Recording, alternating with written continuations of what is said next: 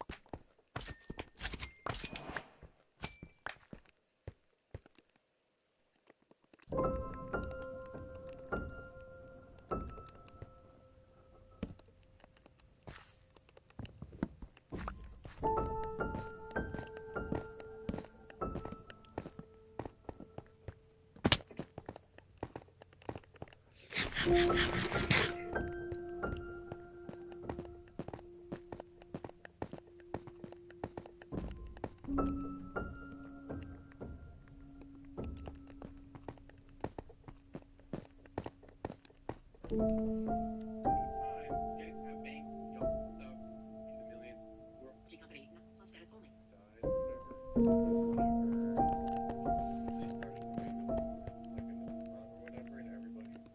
play Minecraft nice. Yes, I love Minecraft, bro. Yes. Yeah, now it's well, now they're also kind of making it different. I remember with Fred again. That was kind of it was like he was DJing to a crowd, but there's also he was surrounded by people as well. Okay. That was I like, and I think Boiler Rooms are like have people surrounded. It was still very big. Like shouldn't even have but being a DJ is hard. And it's actually takes a lot of skill. Anything, but I like I've seen knowing what I know. It's very exactly knowing what I know. See, and I'm hearing like other people DJ, I'm like, man, they're doing some crazy stuff up there. Well, I understand. It gets also a bad rep because you can also go yeah, that would be so. Well, I'll do some transitions. My favorite one, the easiest one that I would do is I would just loop the song, and then so when I wrote the song, and then be a good time to find like the song that kind of like layer on top of it. I shouldn't be using like bass back with the headphones on. It was just like oh, you ready for something? Okay, so this one in basically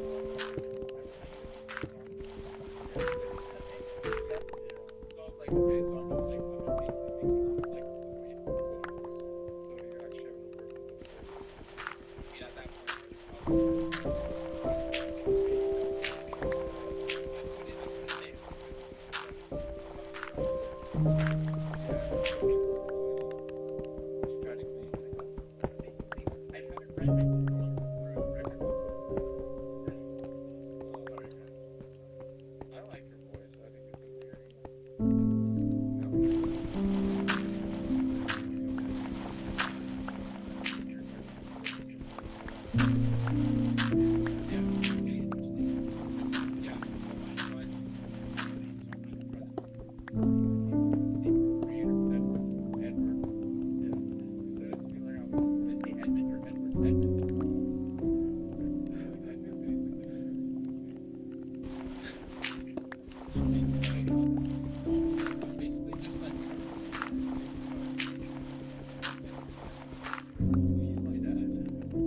She was my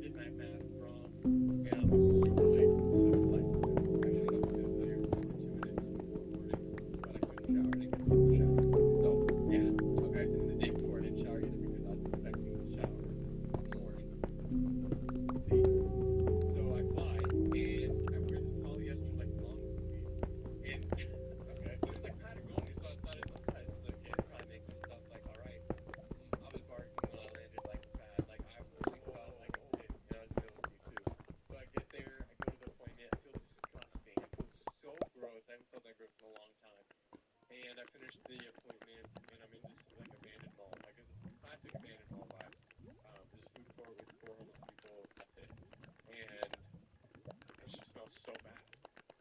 And I remembered I had a deodorant in my backpack that I thought was smart enough to pack. But the place is so overrun by the unhoused that every bathroom has a security guard, and it's all or it's locked, and you have to go to the corners. That's correct. Okay. It's Whoa. really crazy. So I go to the bathroom. There's a security guard, and he's yelling at this homeless guy because I'm folded over on the toilet, and yeah, he was just folded over, really bad shape, really bad, not making any sense. He's like, "Hey sir, you need to leave, or else I'm gonna call security." Blah blah blah. And the guy doesn't respond. He's not responding at all. So the security guard leaves to go get reinforcements. I walk in, shimmy past this guy, get to a stall. I take off my backpack. My survival, everything I own is in this backpack. I take it off. I'm gonna try to take a shower because I have this massage. Wait, how? I have an empty water bottle. I take the water bottle, I fill it up in the sink. I go back to the stall. And I go back to the stall and I'm taking out toilet paper, kind of dabbing it a little, rubbing my sensitive areas and putting deodorant after. I'm like, this is like, I feel so savage. And I'm doing that, hands at my ankles, shirtless. There's a homeless guy folded at the urinal with his head in the urinal. There's another homeless guy in the stall, and the guy comes in with cops. And I'm folded over. Like, I'm been folded pretty much in the stall, like wiping myself. And the cops thought they tried to evacuate me, and I was really in a tough spot. Yeah, bro, you like them, bro. Like you're literally. My face is turning red now because it was just in a moment where, exactly like you said, I'm with you guys. I felt like I was, for a moment, I forgot every semblance of my humanity. I was in there with incredible spies, like rubbing my toilet paper, gross massage. When you're both in shock, so I went in there, I went to the bathroom, it was nice. And I did the same thing in that bathroom. Didn't have showers. Damn, bro. And you did this all in one mall? I did that whole day that turned around for a day. It was strange. I was moving really weird because I didn't have a place to stay, and since the place was so overrun, in between flights, but the place is so overrun with this crisis that every store closes so early. They kicked me out of that mall at 6. My flight was at 1 a.m. So I'm just like walking around. I was in Chinatown, like sitting in corners with like people like tables, and I was there. Yeah, it does have an issue. It's really bad. The more north you go, it gets rough. I never said that. I was like, it's like, I don't remember it being like that. But also, I was like, actually, 6 years ago, when I was downtown in the suburbs, whatever. Yeah. But yeah. So when you asked me when I came back, how was it? It was like I could just kind of maybe put it on. So I was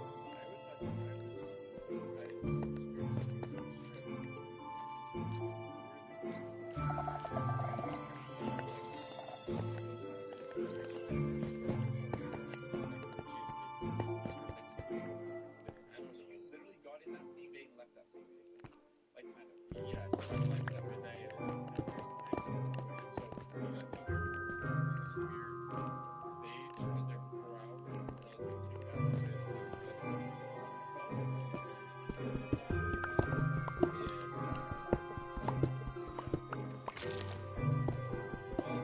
Look, I think like even for me, bro, it's like you know they respond to it, but it's all funny. You know what I mean? Like there was some there. That's pretty good. Yeah, I think that's sad. yeah, so sorry. But it makes you wonder what he was like. Like, so I got in that room and it showed up. I was like, well, this is really bad. And like, people like sharing the space and stuff. I was like, wow, like I never knew that. That's all the bad stuff he's done. Because that's exactly what people try to do, bro. And you just never go. You think you're gonna max you? No, it's just they don't care or they don't get it. They don't understand.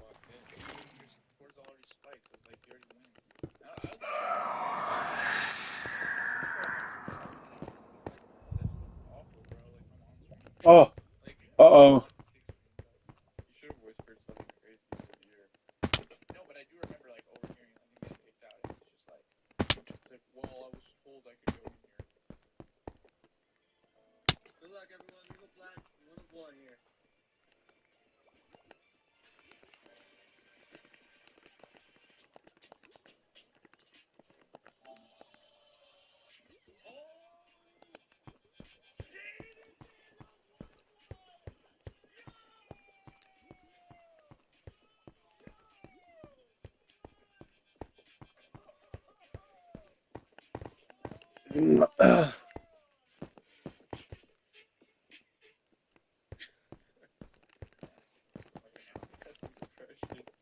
Well, I was told I could go in here. Yes, I understand. It's like, dude, just bro, how do you not feel the vibe that you're not wanted? Like, that's like something I'm like, if you catch a vibe that you're good, I just don't care. That's like dangerous, bro. Like that's actually dangerous. If you sense the vibe that you're not wanted at a place, you should leave.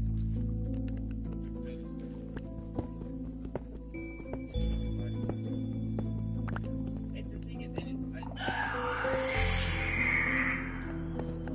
like someone is trying to get as many eyes on this event as possible, which is like so sad. That was my only gripe. But I mean, for the people that didn't show up, for me, I was happy. Did you go to club? I invited him to meet me. But I felt bad, like, because he showed up and it was just so chaotic. He didn't get in. I'm like,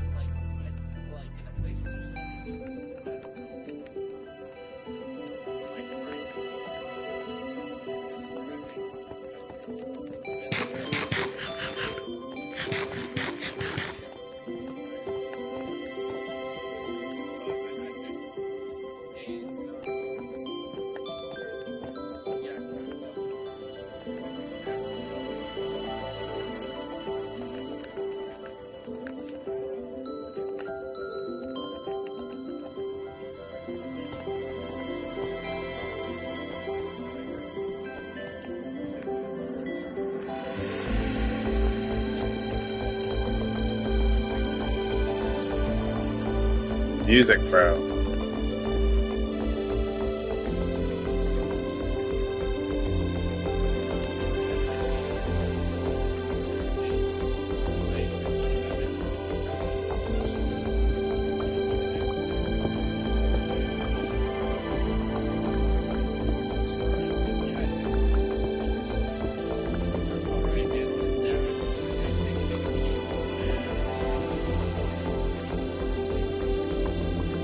Bacon, egg, and cheese, bro.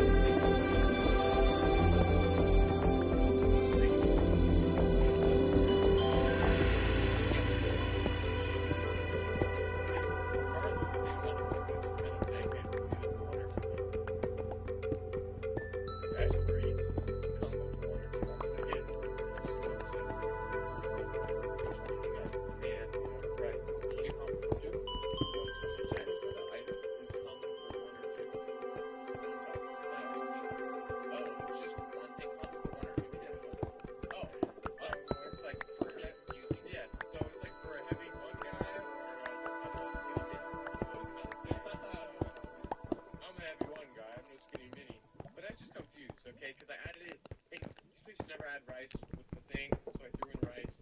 I think the double rice messed up anyway. I ate a lot of Indian food the other day, and it's been 48 hours, and I've just been eating fruit all the time. It reset my system. I went to the grocery store. I bought pineapples, blueberries, grapes, pomegranate, strawberries, and I've just been eating that and cheese sticks. Fire. And it reset my system, and I feel enlightened right now. Fire. I wish I could eat that. I need to eat some fruit, bro. After this week, I need to eat some fruit. Dude, come over. I need to eat some fruit because I just feel like I wasn't eating properly. I was just eating just random foods, bro. It's tomato soup. Some would argue tomatoes are fruit. Maybe, and it's the ocean of soup. What is it? What's that one? The meme is my favorite ever. Is it ocean is a sweet drink? Someone's printing something. When did you start? And we're printing this is one thing.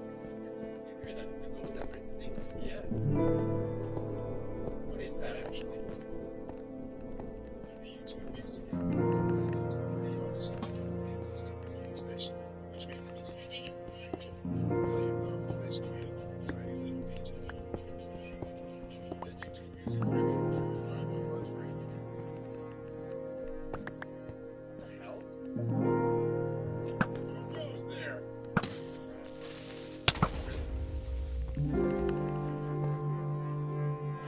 No, it's fine. I'm sure it's nothing. Anyway, guys, I asked first. Yeah, I'm sure it's not really anymore. That's a wrap. I actually didn't. I was in a pretty decent area. Actually, I don't know. I've seen these videos there ever, but I was like walking pretty fast, so I don't actually visit actually. Where did I visit? I was the Lower East Side.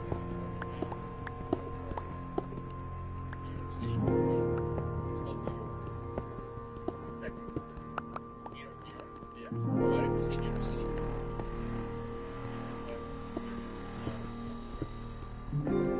Interesting. That's what Chase told me. Really? Yeah. They say so. No one says New York City. Yeah. New York. Why did they say NYC?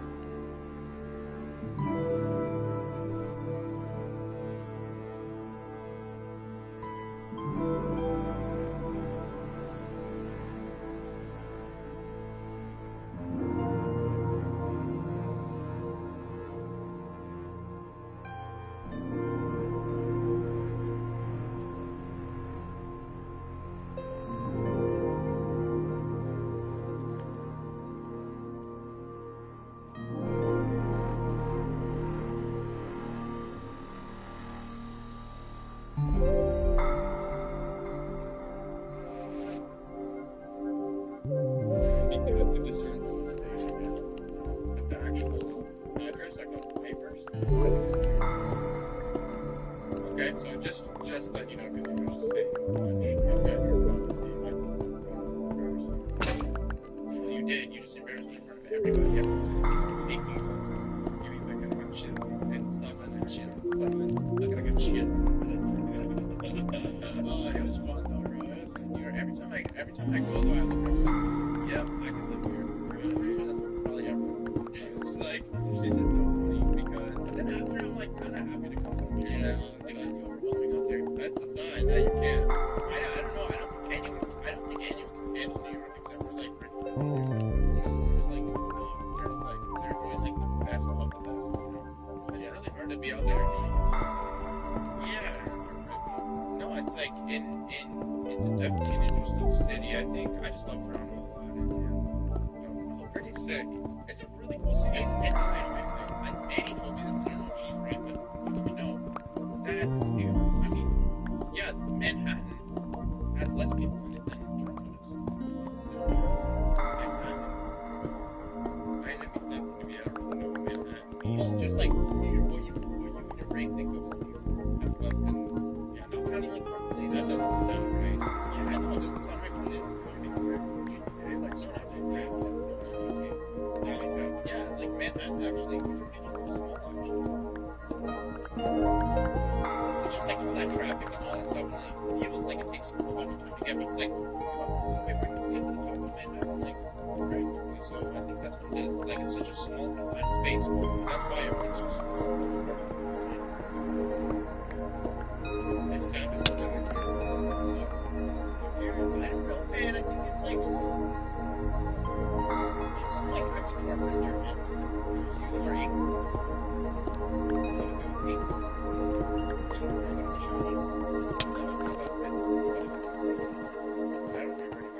I got these new jeans though. Do you like them? New jeans mentioned. Yes, I like them all actually. Yeah. Very uniform. They're very like blue. Yeah, they're just the most like cartoonish jeans, and I was like, I need these. So they're awesome. That's one of my. That was my big splurge in Soho. Jeans. I have to get these, but yeah, yours are nice too. Thank you, bro. There used to be more pink, but I think I keep washing out the pink. They're turning white. Wait, these used to be pink. Not pink. It was also very light shaded pink. But it's getting pretty damn close to white. Oh my gosh, I are you know. washing it with your Yeah, I used to do it all together. white? Is that what? I don't even know, bro. Do you do that? No, you don't sort your laundry. No. Okay, dude, I used to not, and then the other day, I've noticed stuff is bleeding. So every once in a while, I'll It notice. really pisses me off because I had a really nice shirt and just like it was white and then it became colored. It was like so crazy. It was like, and then Mandy, I ruined a bunch of Mandy stuff because I threw it in with these like new things that I just bought, and all her like underwear, everything was just like different colors. But how do you ever have enough white stuff to wash together?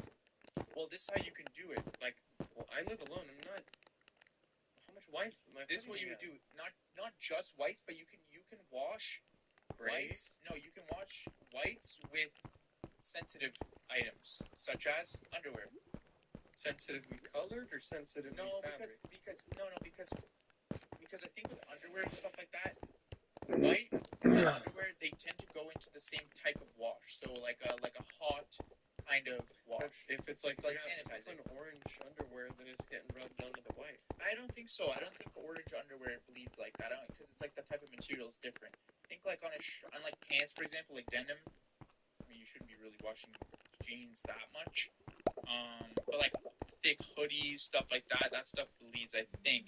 I don't know. I'm just kind of going off what my mom used to do. She used to put underwears and stuff like that together with whites and the sheets and stuff that needs to be like sanitized, essentially, like hot. And then I think you can put black with the colored stuff. What? Yeah, That's mind blowing. I think you can do that. You can put so it's black and whites and the colors. I mean, Also just sorting it is like if you have your hampers, like your 3 hampers, makes it easier. I'm just so far from that being a thought. I know there's too many other things going on in your life that like why are you gonna worry about that? I have my laundry. It's so sad. I myself. It makes me sound like so bad, but I know some people relate to this. But my clothes exist in like 3 places only. In the dryer, where I pull it out and put it on my clothes immediately. Or the floor of my bedroom. Yeah, same. / bathroom. But that's just priorities. Or it just never makes it in my closet somehow. No, that's just me and you are in the same boat. I think everyone else hates that. I think there's some people who do that, and it's like I think we also are just being like men. Like I really think that's one of those things. Sure. But no, but there's so much going on. It's like whenever I hear that you should do something another way and whatever, I just kind of go, oh okay, and then I just like forget about it because it's just another thing to add to your brain, to my life. It's just the actual act of folding laundry is really so mentally like hard for me. I don't know why. Justify. Not time. I have time. It's just the actual act of it. My brain goes numb. It's really low stimulation. That's why. Low, but I can't even like scroll while I do it. Like I try. It's like you're just gonna stare at it. I can't scroll. I don't like it. I can't scroll while I do it. I've tried. But low key, bro, yes.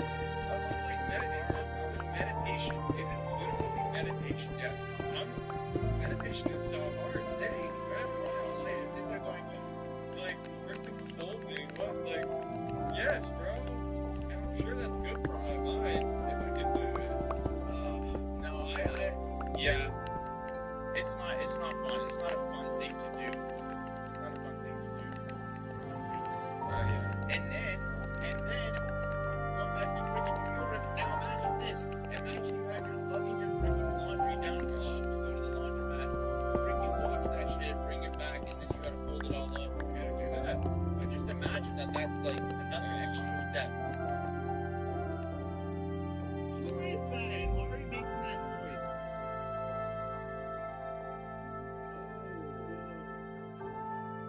It's a leak. It's leaking. Okay. I thought it was. It's hitting something, dude. Dude, I feel like the roof is about to freaking cave in.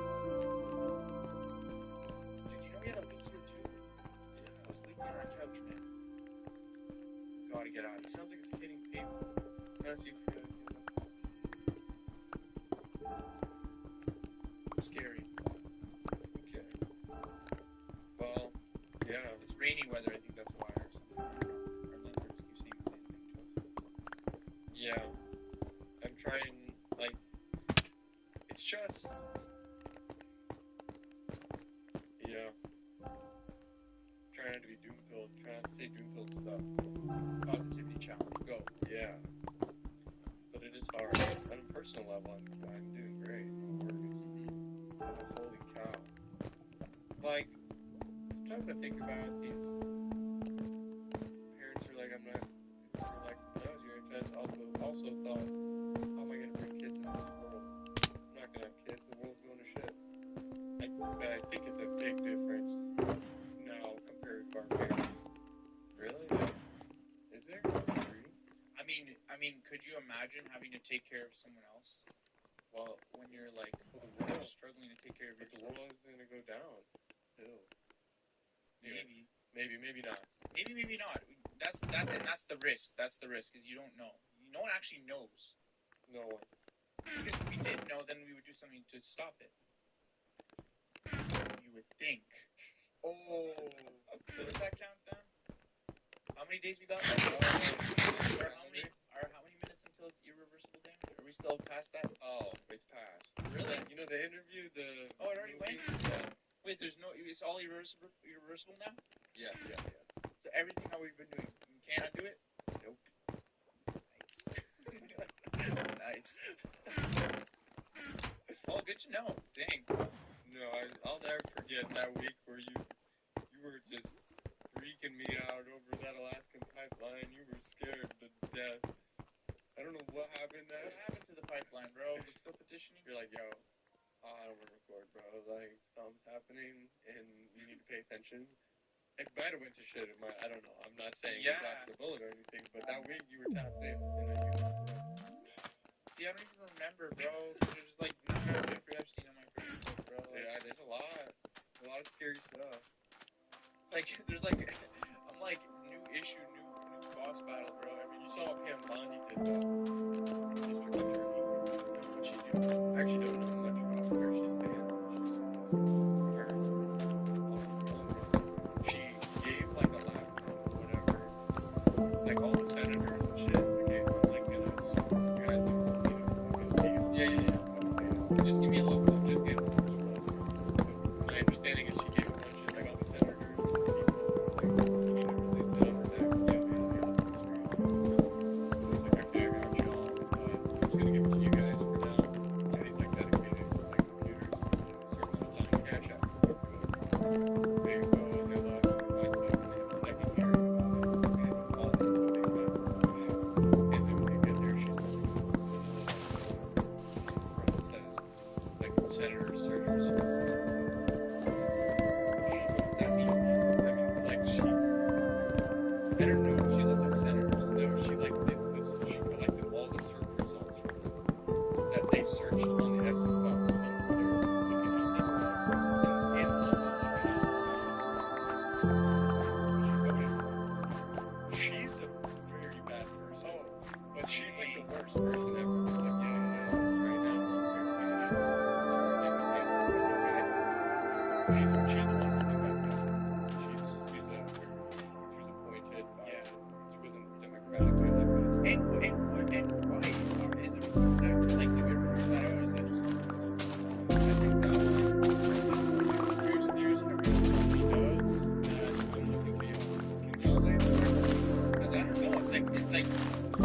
them releasing it from redacted is just crazy. It's like that. Is it because of the implications of as soon as you attach something name to it, people could just be like, oh, well, like information kind of thing. You're putting me in this scenario. I understand it's like you're president or someone close to you, you're responsible for keeping the well-being of an entire country, and you have these times that people will see it, it will melt their brains and their understanding of building trust and et cetera, all the ways that they'll move to show it to them. That's a problem that they face all the time with like classified information. Yeah, like That's been it from the beginning. Like JFK, like, oh no, we killed him. Like, we're not gonna tell you that because it'll just absolutely like put everything into chaos. Your Kind of brain. thing. Like there's factors. So that's usually what it goes back to, and my understanding. Yeah. I'm not even saying JFK. yeah. Damn.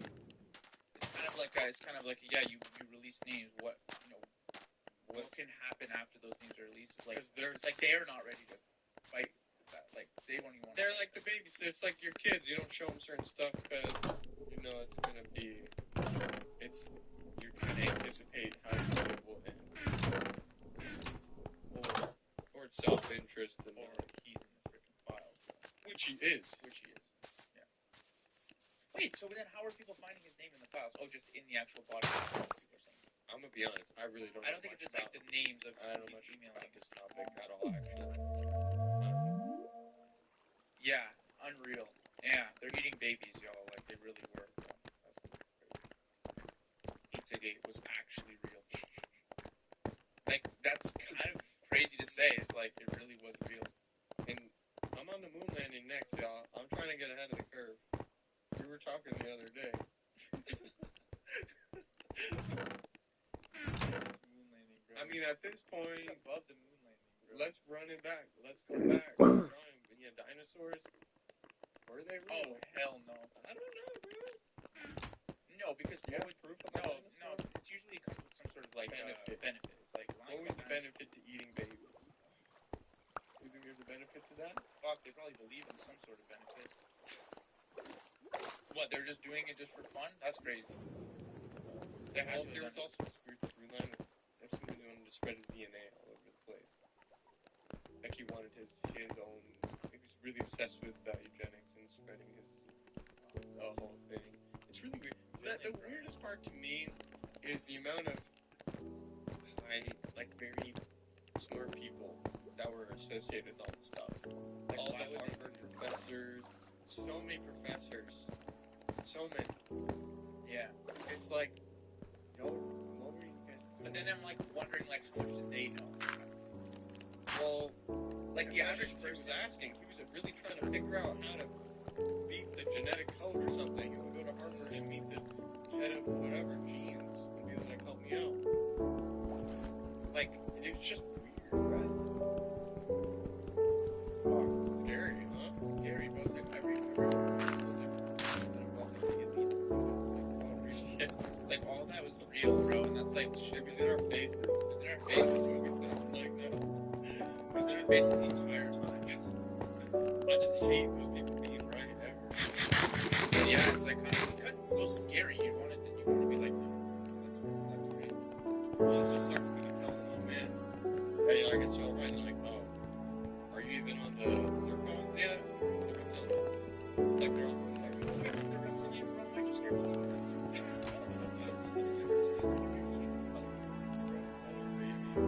there was some blind item about Beyonce baby mama. We did a podcast about it way back with that.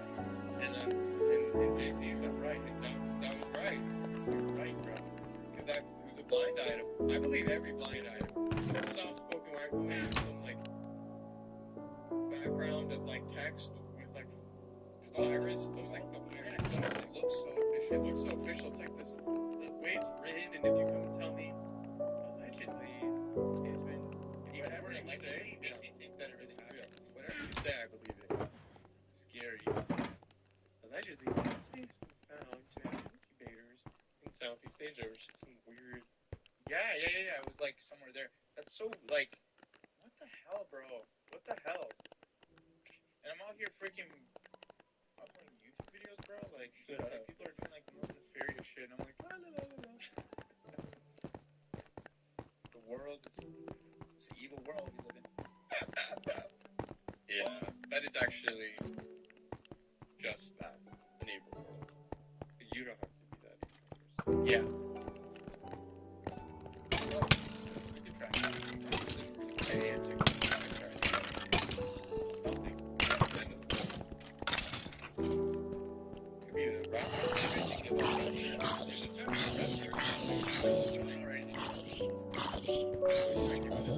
Antichrist is good. It's not good, but No, if you see it, it means like you're one of them. No. Well, no, if the trumpets blow, it's good. It's fun. You're seeing your creator. Okay, that's what you want. no, bro. I'm not giving up. I'm gonna do something to change everything. I'm gonna do something. Something big.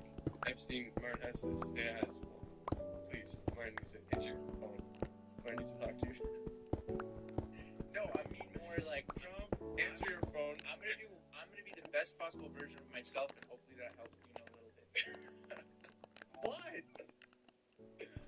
Damn, that's radical. That's That's actually all I can radical. do. That's radical optimism, bro. That's radical. Yeah, I love that. That's all I can. That's all I can do. So I don't need to stress about what I can't do. That's true. That's You what a know? therapist is. It's like I'm just gonna treat everyone with how I respect. want to be treated. Okay, guys. Yeah, we're fucking helpless, bro. Yeah, guys. Thanks for listening. Appreciate y'all listening.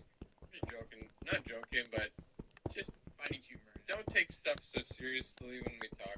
It's so boring. Some of you guys are so dull. So dumb. Nobody. You guys like not or just in general. I could go on a whole rant, but a bunch of stuck-it jokes. Or what happened? Let's just. We're the Out of Character podcast. That's all we want. Tell people. Yeah. Not even about. Yeah. 5. Please Rate rate us 5 5 stars. stars.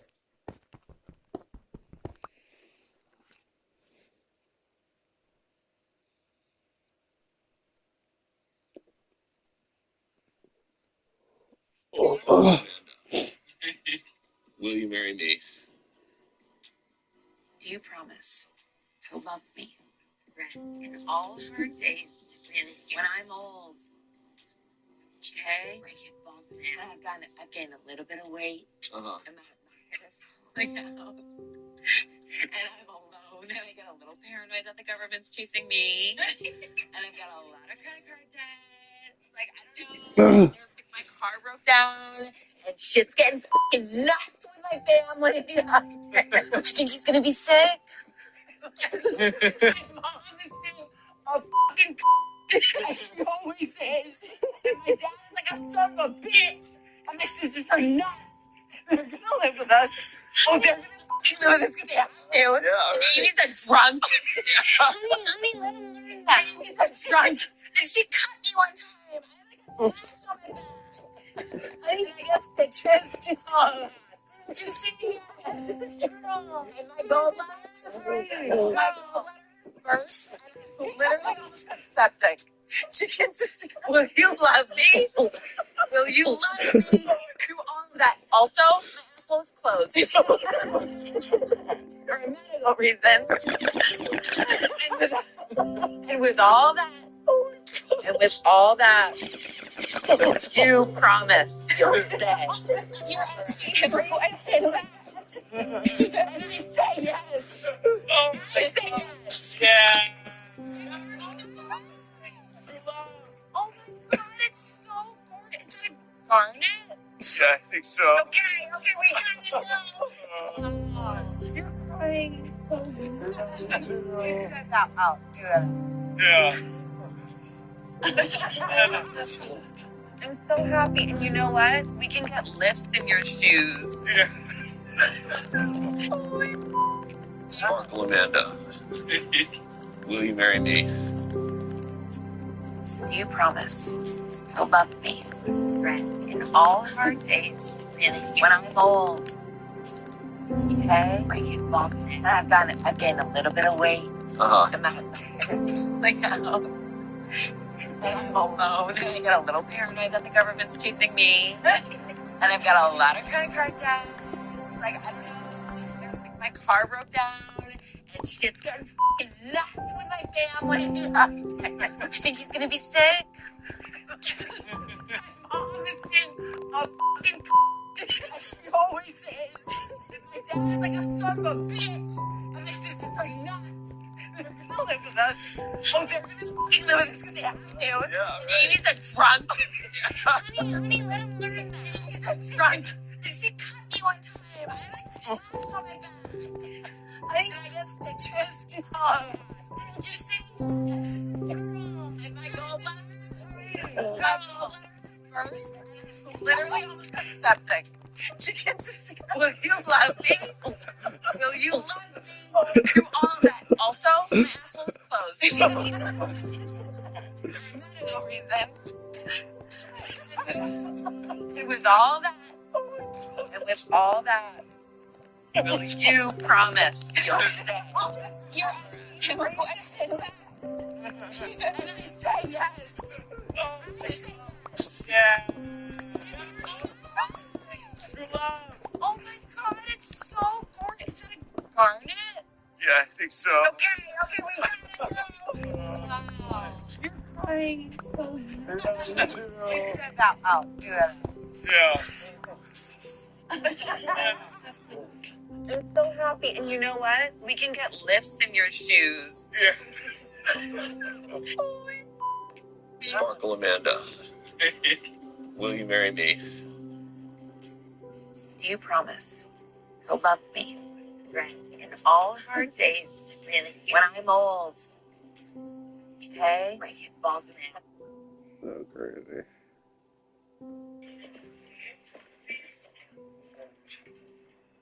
I smell a woman, and there ain't a nurse. Hola, Prophet Rodriguez. Sergeant King, my first visitor. You found me. I did. And who? I'm Michelle. Hey, Rico. Sergeant Shriver's Michelle. Sunny blonde hair, green eyes. Steve showed us your picture a million times. Sit. I got time. Good to see you. It's good to see you. My mother. She's good. She's missing you. Yeah. What you doing with Sergeant Shriver's fiance? They broke up. She's just giving me a ride. Hey, Michelle's close to my family. She just helped me out. She's somebody else. You can hear the way you sound, Sarge. It's time for you to go back to your room, Prophet Rodriguez. Jody, you got your girl ain't gone. Sing it.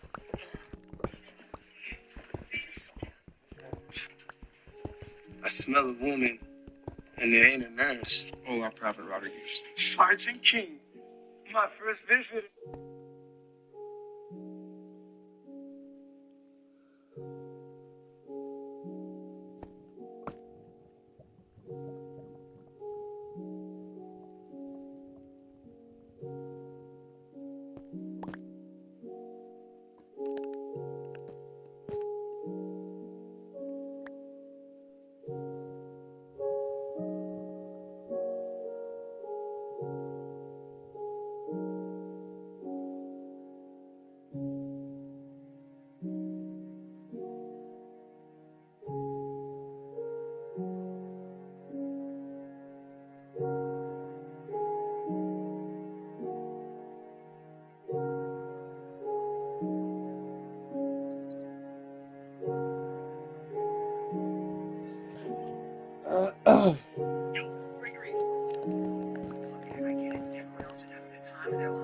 Slow your scroll and experience the thrill and excitement of playing Mega Millions. Go more than do your thing, my dude. Even our last turbo was going to be incredible. We didn't know the hot tub was broken, but thanks to Turbo Care and 24/7 life support, things have been a better place.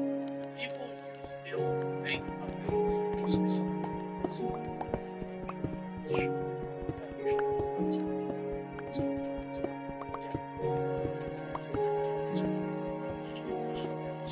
And even say time heals the walls of somebody that has done. I think you get less intense, but the warning is, I think warning is a lifelong thing. I think if somebody you know dies and you were attached to them,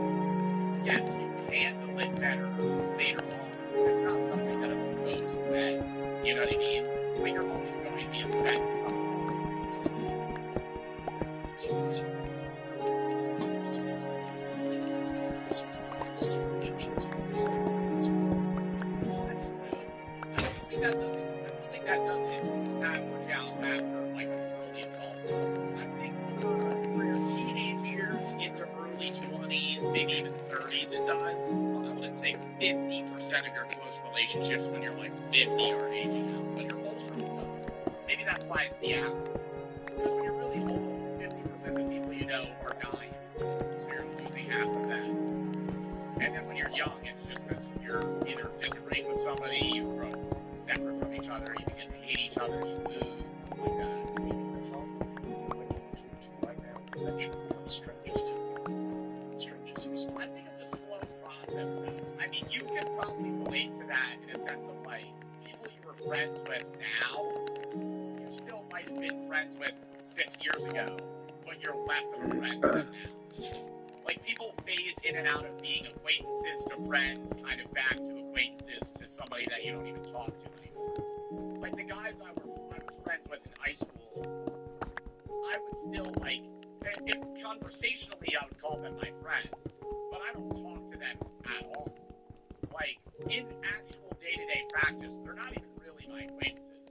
They're people I don't speak to anymore. Like, because I'm 23 now, I haven't talked to some of these guys in a meaningful way in 5-6 years. Like, some of them, if I met them again, we would have to actually catch up in a meaningful way. Like, what have you been doing with your life? I don't really know you anymore. Hey, what are you doing in here? For most of these losses, nothing will go wrong. The relationship will just die out so slowly that you probably won't notice it did. Because most friendships exist because of forced proximity. School, classrooms, shared routines, seeing the same people every They're friendships of utility. Friendships of utility are the ones that are most likely to fall. People that you have the same class and work on the same group project with, shit like that. Yeah, school stuff. Or your work friends as well. Like, friendships of utility could even extend to, like, the guy that just sits next to you in a cubicle. When he changes jobs, you stop being friends, right? Shit like that. You only really hang out with them in settings where you kind of need to hang out. Then there's that in between where somebody's like a real friend, but you still don't really know them on a deep level. And then you have a true friend, which it like doesn't really matter if you're like close or far away from each other. You're still just genuinely friends. Like a lot of people, it'll be like that. That person that used to live with you, they were a childhood friend. You became really good friends. They moved away, but you still talk every month. Like that's a true friend. Like you're still communicative, even though you don't see each other at all anymore. without having to try. When that structure disappears, which it almost always does, a lot of those connections disappear with it. People move, schedules change. I mean, it's the same thing. Like in my sense, like just to give us an example, a lot of the people that I stream with are like friendships of utility, right? I think that Sneeg and Susie and Chris and my IRL friend too, but like Sneeg and Chris and them, like I would be friends with them regardless of if I kept streaming. But a lot of the people that I have met in the streamer space are only communicative with me because I'm in the same space as them. The second you're no longer streaming, they're no longer your friend. And somebody said that. Some streamer said that, and everybody got mad at them. And I was like, I don't think they're lying. Like, I think it's like rude in a sense if you're like saying it about somebody that you talk to. Like, that'd be fucked if I was like, Sneeg's only my friend because of utility. Like, in that sense, like Sneeg is my friend. Like, I love Sneeg. Regardless if I streamed, I would still talk to him. I don't know. I think it depends on the person that you're talking about. Like a lot of people in like the SMP. Like if I stopped streaming, I wouldn't really communicate with them anymore. Ludwig? Are you saying Ludwig said that or Ludwig to me? I mean, Ludwig to me is an example. Like, I love watching Ludwig, but Ludwig is not somebody that I would be friends with. I wouldn't even really say I'm friends with Ludwig. I do like watching Ludwig's content. I don't talk to him, right? Messages come less often. Replies start to take longer each time until one day there's nothing to respond to. This drift spikes at very specific points in life. Studies show that friendship satisfaction drops sharply between the ages of 18 and 29, because that's when attention gets fragmented for the first time. School ends, new cities, responsibilities start, everyone is suddenly managing time, energy and identity all at once, and most people haven't learned how to do that.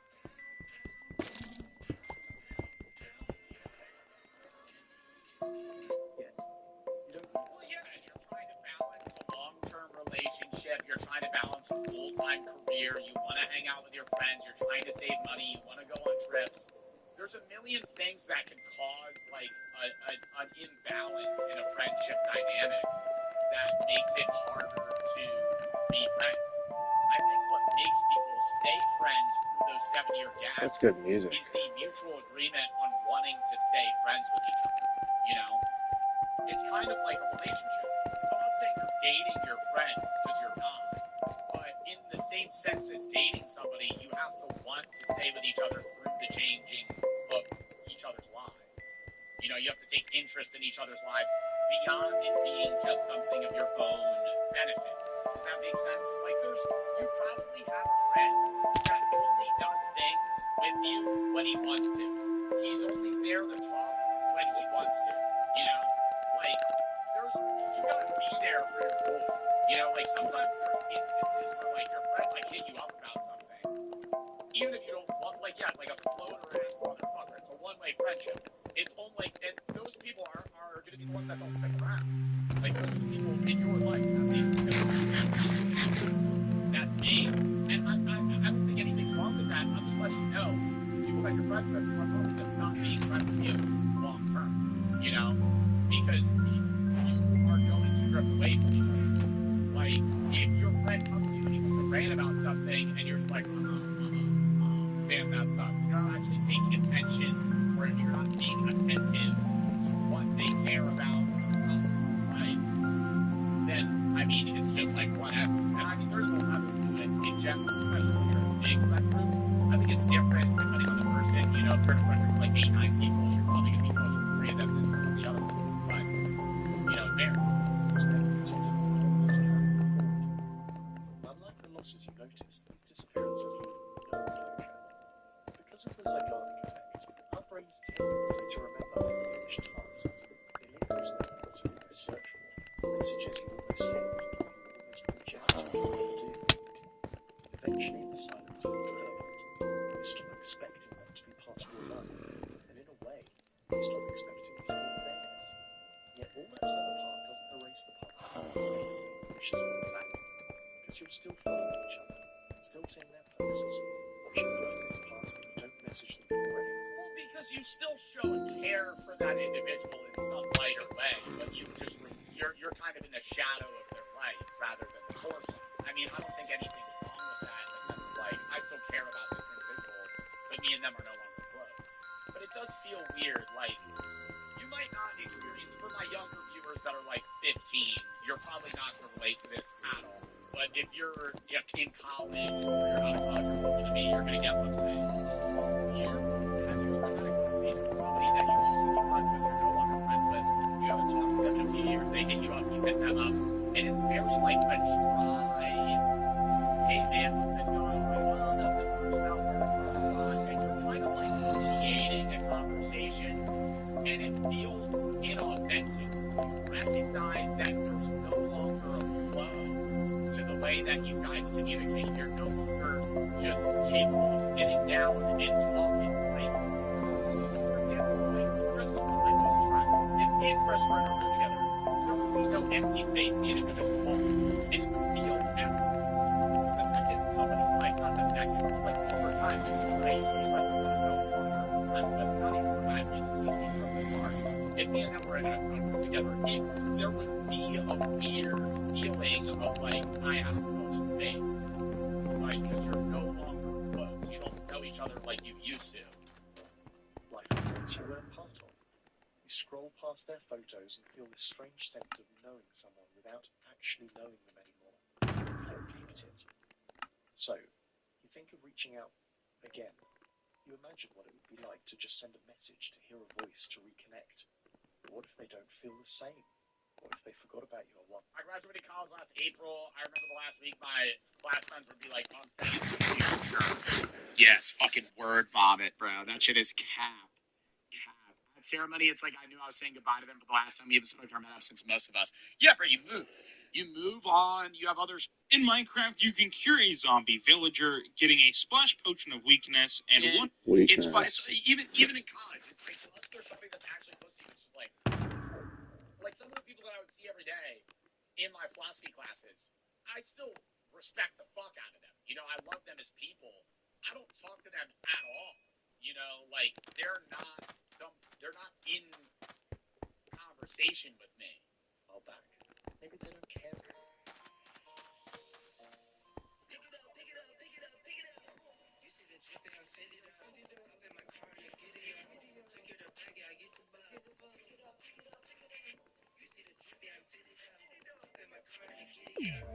Fuck off, bro. Stupid ass song, bro. They're no longer the person you knew. Maybe it's awkward, embarrassing even. Maybe the timing is wrong. Doubts keep flooding your mind as you're looking at your past messages, which now feel like they weren't yours to begin with. And so, you don't send anything. Every time, you don't. Because the longer it's And it doesn't even need to be a drift away. It doesn't even need to be a drift away to the point where they're no longer your friend. It's like, have you ever been in a friend group where, say, there's 5 people and 2 of them you're really close with, 3 you're kind of semi-close with? And over time, those 2 become the semi-close people, and 2 of the non-close friends become closer than the other people. Like, you could get introduced to somebody, and then you, 5 years down the line, are actually more friends with that guy than the other. You know, it's like, that just happens. clear and emotionally risky. Reaching out to someone you haven't spoken to in years carries the possibility of rejection, awkwardness, or indifference. Even if that outcome is unlikely, which it is, the brain treats it as a threat, so it chooses the safe 8 months ago. which is doing nothing. And there's a decent chance the person you're thinking of experiences the same thoughts, and yet you might never talk again, because the person initiating consistently predicts rejection or awkwardness, although it's statistically unlikely. In large studies on reconnection, the overwhelming majority are surprised or genuinely touched when someone from their past reaches out. Even when they don't respond immediately, even when life has changed, the reaction is usually overwhelmingly positive. We consistently underestimate how much we matter to others. Depends on the person, bro. I think when they're reaching out online, it's different. The reaction is generally positive versus you being at a gas station in a hurry and then seeing somebody you haven't seen in 5 years and they're like, hey! And then now they're free, but you're busy, or vice versa, and then now it's like weird and awkward. Like, I kind of gotta go. Psychologists call this the liking gap. We assume people care less than they actually do. That's why we fear risking it. And it's biological, not just mental. The brain processes social rejection using the same neural systems it uses mentally. To prove this, researchers put people in a brain scanner and had them play a simple online ball tossing game. At first, everyone was competitive. Then, about halfway through this game of catch among the 3 of them, subjects stopped receiving the ball, and the 2 other supposed players threw the ball only to each other. When people felt excluded, the areas that lit up were the anterior cingulate cortex and the insula, regions normally active when the body experiences physical pain. Catch sucks with 3 people. Yeah, because you gotta make a triangle, and you don't want to keep throwing to the same person. No, that catch sucks with 3 people if you're not equal distances away from each other. If you make a perfect triangle with a 3-person of catch, it's fine. But it's never a perfect triangle. You're always closer with somebody, and you're catching the long passes, but you're throwing shorts, and you're like, I kind of want to throw long. So then one time you don't throw to that guy, you whip it back, and then now it's like you just ruined the dynamic. So you need to like measure that shit out. That's why the possibility of being ignored can feel like something to avoid at all costs.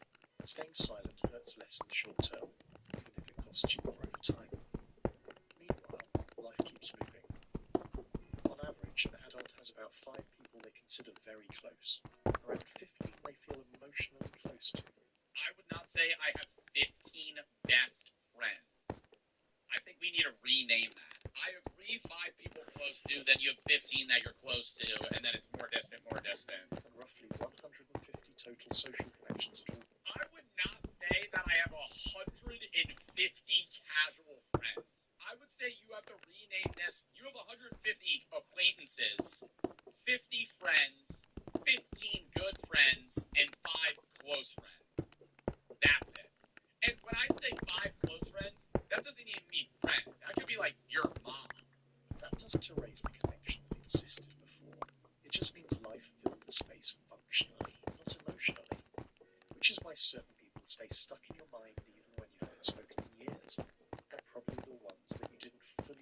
their roles yet. And the longer it's been, the more your memory starts editing things. What you remember feels warmer, simpler, safer than it probably was, especially during moments when you feel lonely or uncertain about where your life is headed. Studies led by Constantine Sidonides found that when people feel lonely, anxious, or uncertain, they instinctively reach for memories that restore continuity. The COVID-19 pandemic made that truth impossible to ignore. During lockdowns, we rewatched comfort shows, baked childhood snacks, streamed old songs. Data from Spotify showed a surge in music from the listeners' teenage years, especially early 2000 pop. Even Google searches for nostalgia hit record highs in 2020. When the future shuts down, the past becomes our safest place to hide.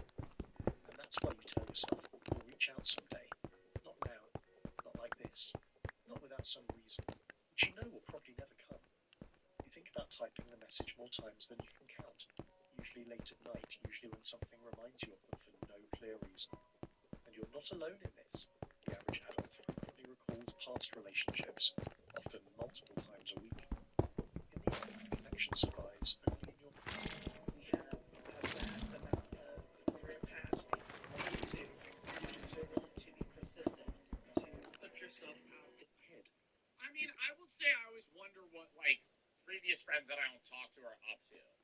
And I think it's also with, like, guys, bro. So many, like, I only post shit because I do social media. The amount of guys that I was friends with, that the most recent Instagram post is from fucking 8 years ago when they were still freshmen in high school, is, like, absurd, okay? Like, so many guys I know, I'm like, damn, what are they up to? Let me go check their socials. Oh, they haven't posted since 2016. So it's like, I'm not going to be like, hey, man, was just trying to see what you do with your life. What's been up? Picture running into them someday by accident.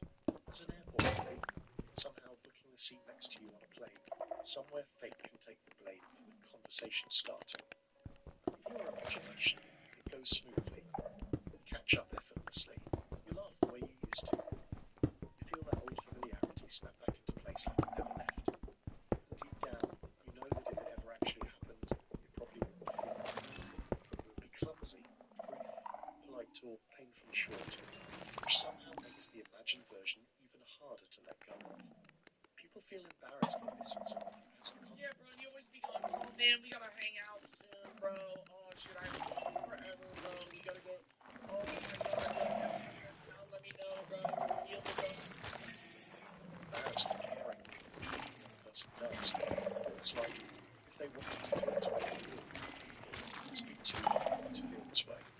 So the attachment gets treated like a weakness, something immature, something to outgrow. No attachment is one of the most human things there is. And what makes this harder is that our feelings usually wrong. When researchers actually looked at what happens, they found that when adults reflect on childhood friends and decades later, they often describe something unexpected. Not that it feels exactly the same, but it becomes very hard to remember to awkwardness showed up.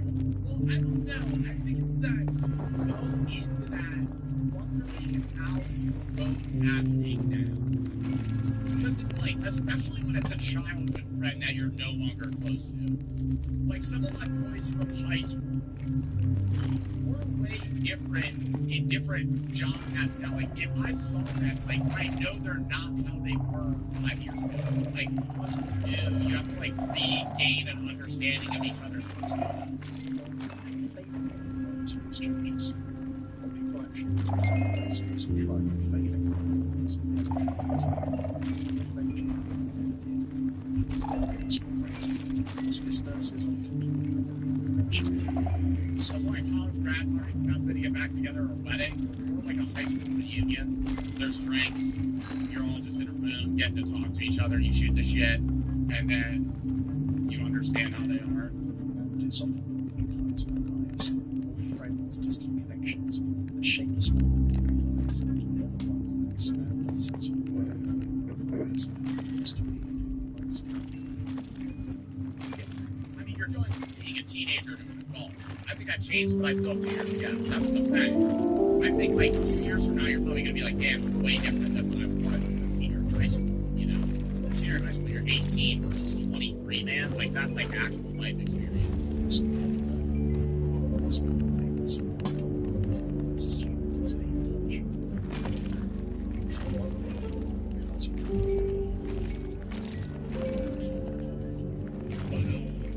Video.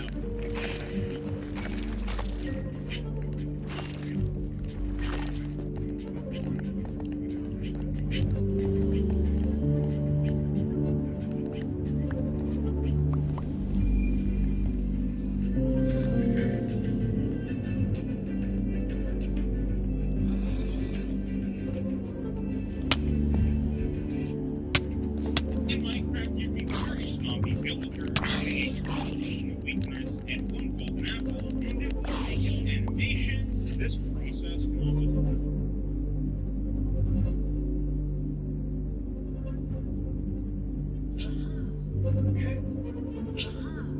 Curtains open, lights on.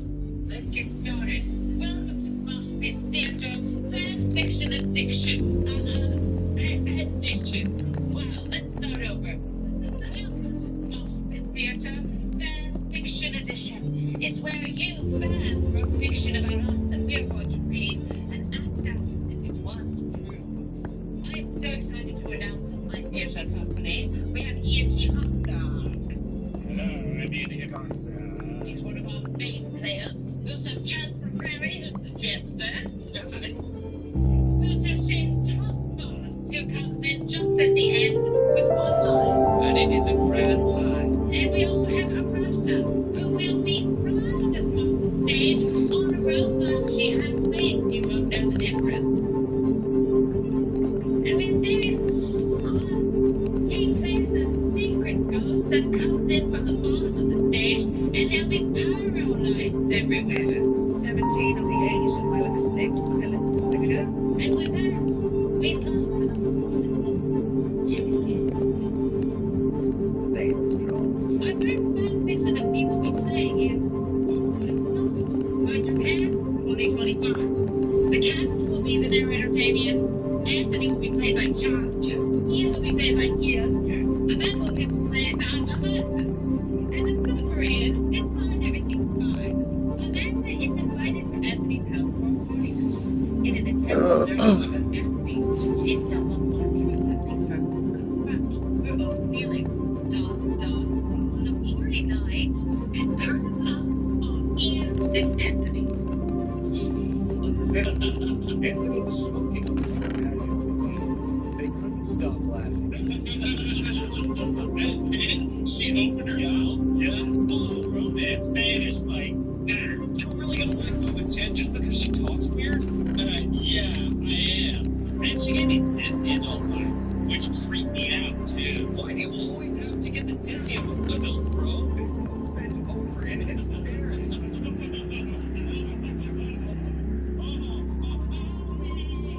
Anthony's blood pressed onto Ian's hand by accident. Oh, no! This hurt Anthony concerned. Anthony burst out in laughter again. I'm so sorry, buddy. It's okay, man. But I think I'm kind of hurt. Ian showed Anthony his hand. He was bleeding. In his weed-infused daze, Anthony didn't immediately register what the moment required of him. He found Ian's bleeding hand sexy. Why did Ian offer it to him? He grabbed it and slowly brought it to his face. Ew, what are you doing? Ian giggled but didn't retract his hand. Cleaning the wound? Anthony wasn't sure what he was doing and why he was licking Ian's hand. Exit Ian and Anthony. Yeah. Enter Oh, man. Amanda. The stairs were steeper than Amanda had hoped. She used the fact as an excuse to go slow so she wasn't too out of breath. A slight smile formed on her lips as she saw she'd been right. Upstairs was a mess. Equipment stacked against walls, piled up costumes, and Pokemon plushies. Boring. She wanted to find out something about Anthony she didn't already know. A closed door caught her attention. Oh, this is such a bachelor pad. She quietly pressed down the handle and stepped into a smaller room. One thing in the room immediately caught Amanda's eye. It was a framed picture placed on one of the shelves. Ian and Anthony, arms around each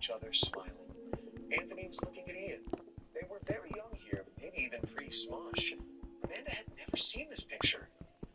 Oh. Wow. Next to the picture lay a small black booklet and an expensive-looking pen. Amanda reached out, but paused. She shouldn't do this. She'd be crossing a line if she went through it. She swallowed. Hands slightly trembling now, she grabbed and opened the booklet. You look so good today, Ian. You made a self-deprecating comment and I insisted you were wrong. I will keep reminding you how amazing you are. I feel so guilty, Ian. Oh my God. Guilty for not being there when you needed me. Guilty of not telling you how I feel about you. Ian, you are the light of my life. Ever since we've been back together, I've been living in a dream of mine. How then can I still be unhappy? I could just tell you, Ian, how I wanted to kiss you. She didn't put it back down. Her heart was racing as she stumbled out of the room. She looked back at the framed picture. In love with his best friend. Again, waves of realization hit Amanda. Anthony's words spoke directly to her soul. She understood him.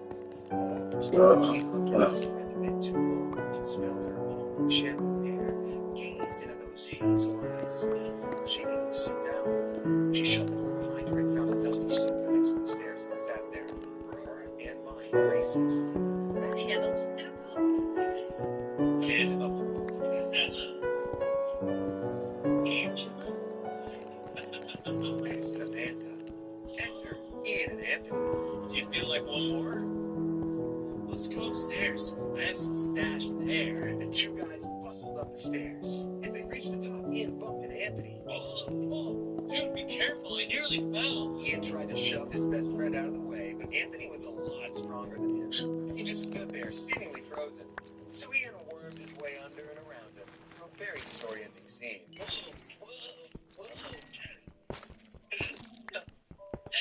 Amanda?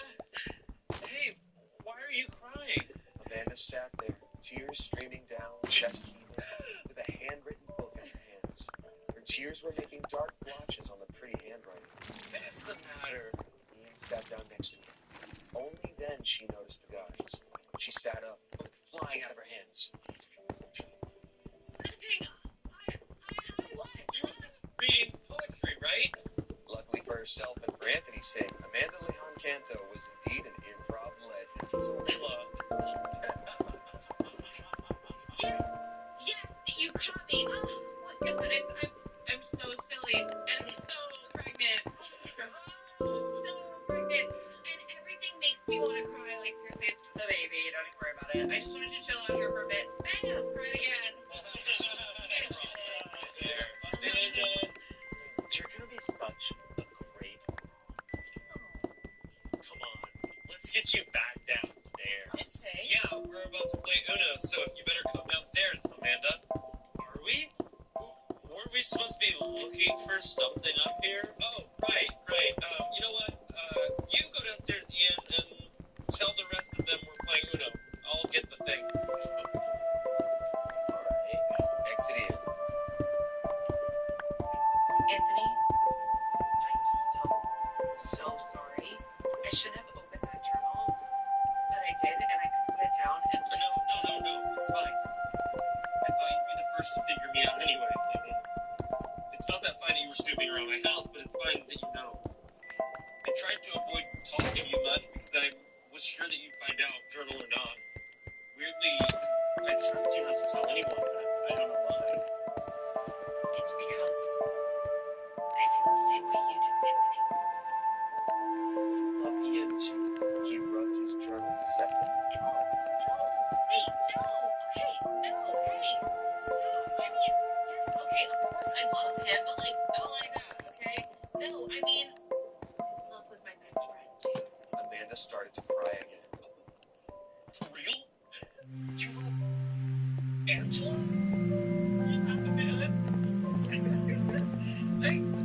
I love her so much. And, Anthony, it's crazy. No, it's so crazy. Whenever she's around, I feel like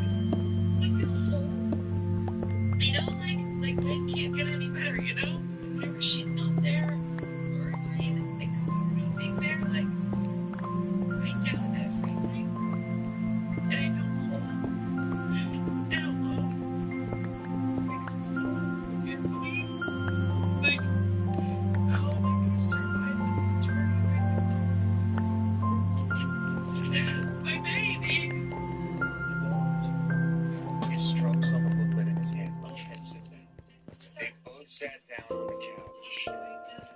You'll die every day knowing she is not going to be right there by your side. And you'll rewatch videos of the two of you to the point where you have everything memorized. So then you just replay them in your head. I think you'll be back before then, though, even if it seems like an eternity. Those were the most honest words Anthony had ever spoken to Amanda, and they calmed her down. I still feel terrible, Anthony. Like, I promise I will never intrude on your privacy again. And I promise never to tell anyone about your secret. Thanks, man. It's nice talking like this. You're right. Yeah. We're very much alike in a way. Yeah, totally. Well, why don't you join the party downstairs? I heard you're playing Uno. All right.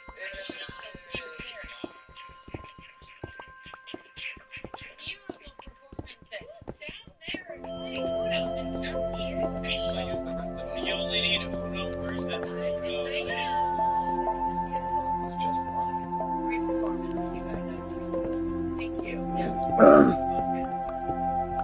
You know, there's still a few more people that we need to see, but we won't forget your performance. You guys did a great job. Yes.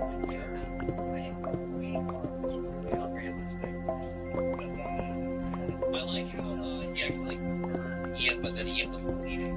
Yeah, I was like, that doesn't feel like a consistent injury. And Yeah. like, he gets to bleed the Yeah, it's fiction. She never burned a pro and licked his hand. I also like picturing Anthony's place having just tons of Pokemon everywhere. Yeah. Like, I love that picture. Like, his place just looks like Pokemon. I mean, it is. Yeah. So We've all been there. we have our Uno nights at Anthony's place. Right. Can we take it back to the Disney adults? Is any of that true? I'm triggered by Disney adults. I see. So that is true. Yes, there is truth. There is some truth to that, and I do love stroking a good bug. Do it. Shall we move on to our next thing? Yes. Thank you, Japan 2025. Thank you for calling Amanda an improv legend. Yeah, seriously. Yeah. Oh, That was awesome. yeah, legend. Yeah. So Yeah, it's like in so history, true. written in stone. It's actually amazing that is so true. Yeah. Yes. Like, No. people will be talking about Yeah, it. the newer generation. When I turn to Ash, people will be discussing it. For our next play, we're doing Soft Nights at Freddy's by Nicolette 3. The cast is as follows. Narrator, John. Arasha, Amanda, Shane, Damien, Ian. And here we go. Curtains up. Russia didn't normally take the night shift, but Ian had texted her something vague like, "Hey, can you watch The Office tonight? Don't worry if you hear weird noises. Everything is under control." Just as she sat down, the door slammed open. Damien rushed in, panting.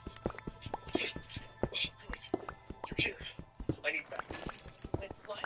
Damien pointed shakily at the monitors. Those. The screen showed the darkened halls of the office and 3 life-size animatronics of Shane, Amanda, and Chan that Ian had bought for an upcoming sketch. Those things are just props. Not after midnight. The office lights flickered. Did the chance bot just... Yes, it did. On the camera, animatronic Chance tilted its head 90 degrees, bones cracking, sound effect and all. Ew, why is it making noises? Arasha switched cameras.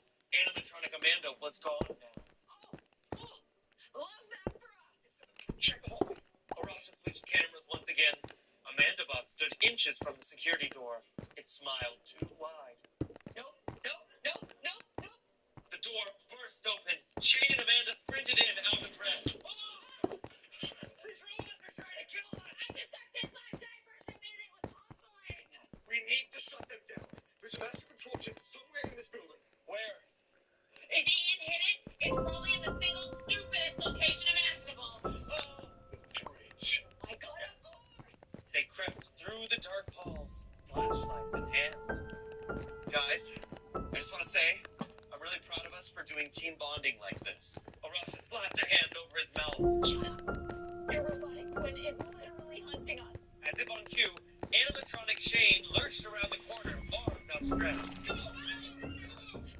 sprinted, ducking behind cubicles as the robot stalked past. They reached the break room. Parasha threw the fridge open and immediately gagged. Yogurt. There, behind the yogurt, in the back, was a blinking remote with wires sticking out, labeled, "Do not touch, please." Oh yeah, that's Ian's handwriting. Shane reached for the remote, but the door behind them slammed shut. Animatronic Amanda stood in the doorway, blocking the exit. The robot lunged. Shane hit the remote button hard. Animatronic Amanda froze mid-action, and then Ian appeared.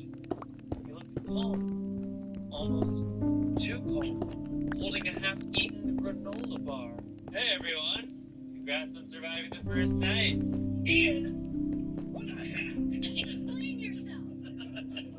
Okay, fine. You want the truth? I built these animatronics to replace you guys in the videos. Replace us? Yeah. Imagine it. No drama, no mistakes, perfect delivery, every time. You like that? Trying to kill him? Not kill. More like strongly encourage you to leave the office. So this was never about a sketch. Nah, replacing you all is way easier. Whoa, are you an animatronic? I see boom bop boom. I'll be right back. I'm not an improv master. What the last 2 months? It's a legend. He's a legend. Yeah. You know, I really enjoyed this one, and I gotta say, it's giving me some ideas. Yeah. Yeah. Yeah, we can do a 5-man sketch, right? Hey Tim, how good are you with animatronics? Yeah, I really want to see my animatronics. Yeah, me too. I'm trying to keep that. Our next play. Tones of Chad and Magic. Got it. Fine, shut up, girl. Every Shut time. up, All right. okay, our cast, narrator, me, Chad, Damien, Rasha, Calvaris the Elf, You're getting big Calvaris energy over there. Here is the summary of this play. Chance shares a strange dream with his best friend, Rasha and Damien. But when he goes home that night, it seems the dream may be more than just a dream. When a visitor from another world shares information that will change Chance's life forever. Curtains up. One day, after a long shoot at the Smosh office, the cast were hanging out in the hair and makeup area. They were taking off their makeup from a sketch where they were all playing dolls. She was telling Damien and Chance about her dream. And then I realized I was in front of everyone in the audience for How I Met Your Mousy, and I was totally naked. Oh, gee, that's actually my nightmare. Wow, that sounds really difficult. I'm sorry you were scared. That's okay. When I woke up, I was just so glad it was a dream. Chance became serious and turned to his friend. Actually, I also had a weird dream last night. Can I tell you about it and you won't laugh? We're best friends. In the dream, I was actually in my bedroom and I woke up and Sorry. you said, I'm sorry. there was a man in the corner of the room watching me. Ooh, now I'm interested. Girl, stop.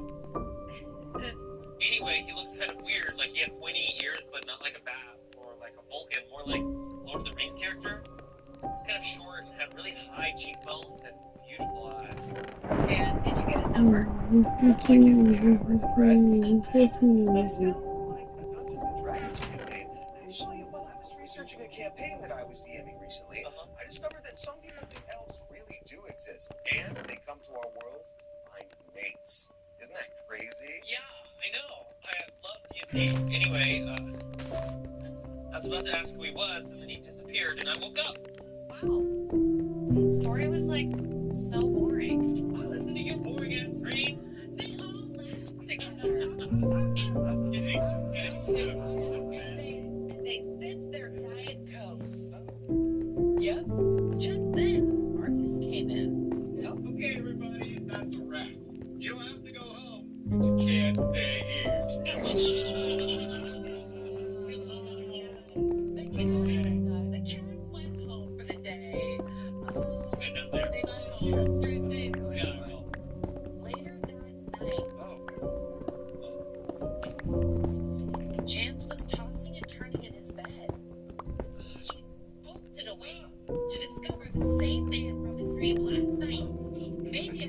dream after all.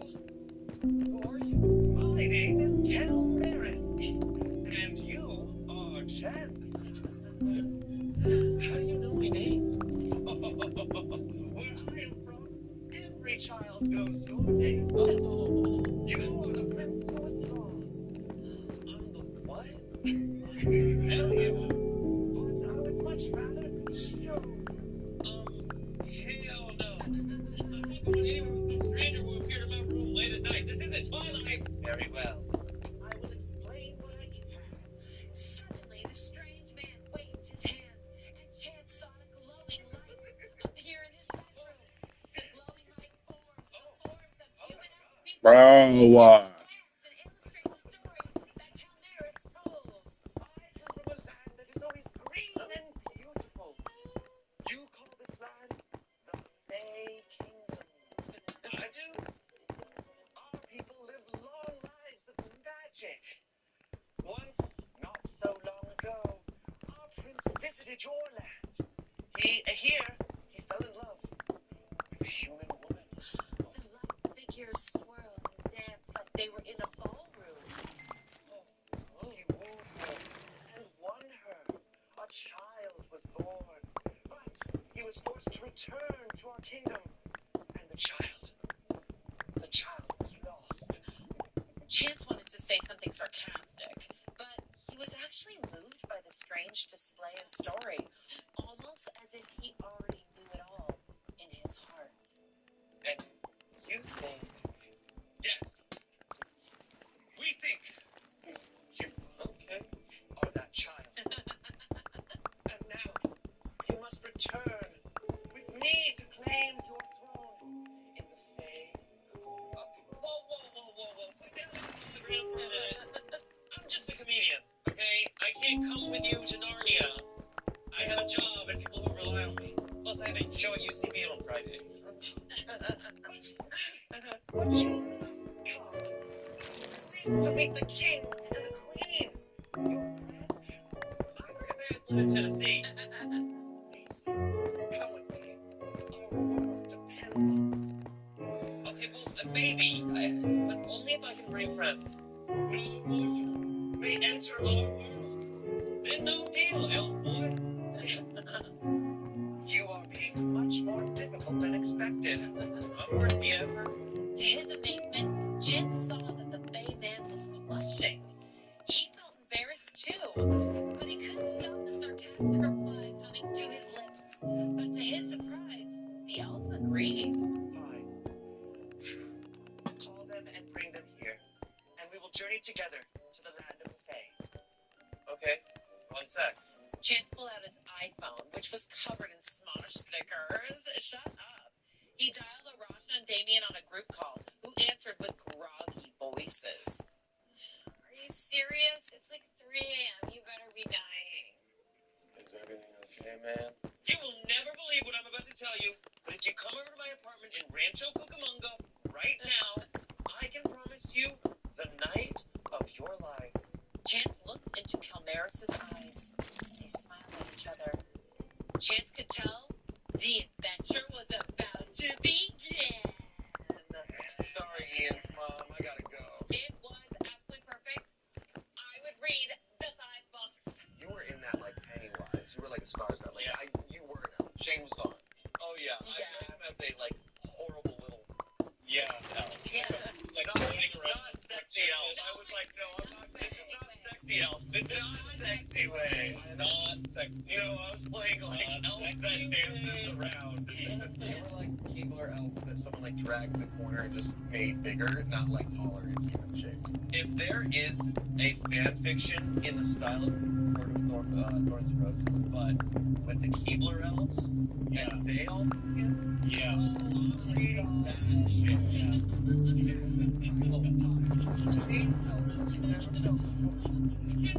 Really? Perfect. Okay. On to our next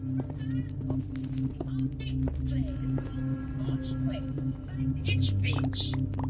That's a good name. Our cast is as follows. Narrator Ian, Shane, Courtney, Arasha, Angela, Amanda, Spencer, Damien, Tommy, Chance. Curtain is up. Shane blinks awake, his ears ringing and his throat on fire from the debris clogging his airways. He coughs as he looks around at his surroundings. Wires hang from above, some sparks fly, hitting flinches away from him.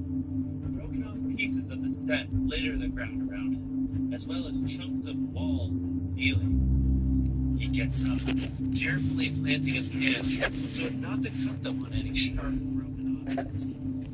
He's aching from his fall and winces as he rubs his elbows and stretches his joints. Courtney? No response. Tommy? Angela? Anyone? His breathing quickens as fear strikes him. Are they okay? Are they hurt? No! He shouts at himself. He can't even go there. What does he do? After another round of coughs, Shane pulls his shirt up to cover his nose and mouth. No! He shouts at himself again. He needs to find the others to make sure his friends are safe. Safe. Exit Shane. Enter Tommy, Angela, and Courtney. Tommy wakes up first with a cough attack and shakes Angela awake.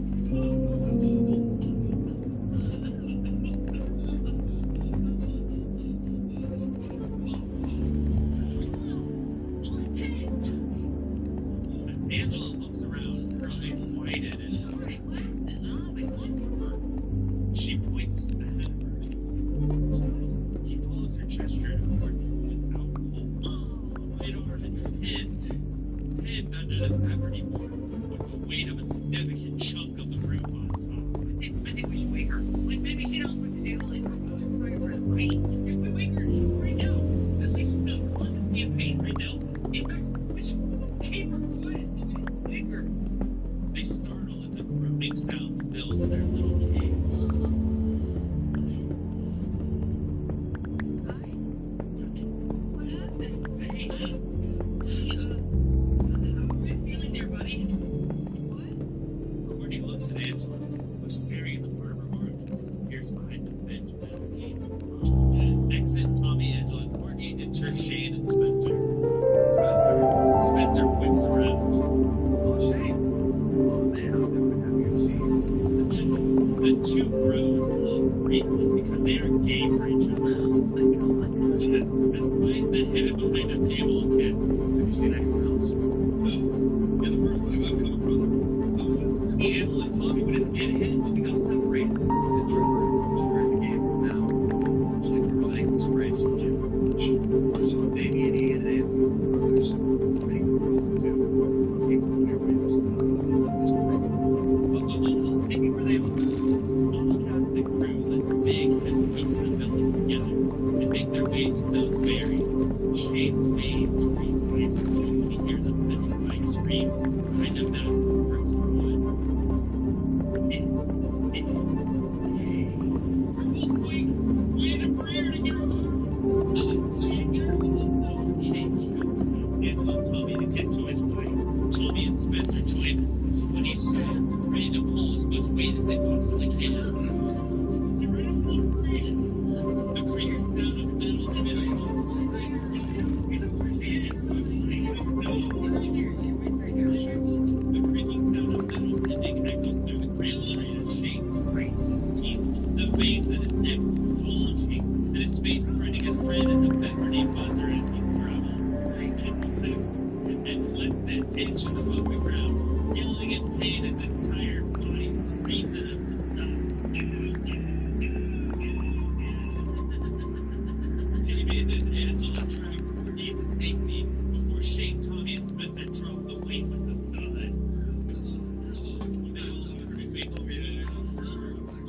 They all turn around at a loud rumbling sound of witness and horror as the small headquarters crumbles into nothing but rocks and brick and wood.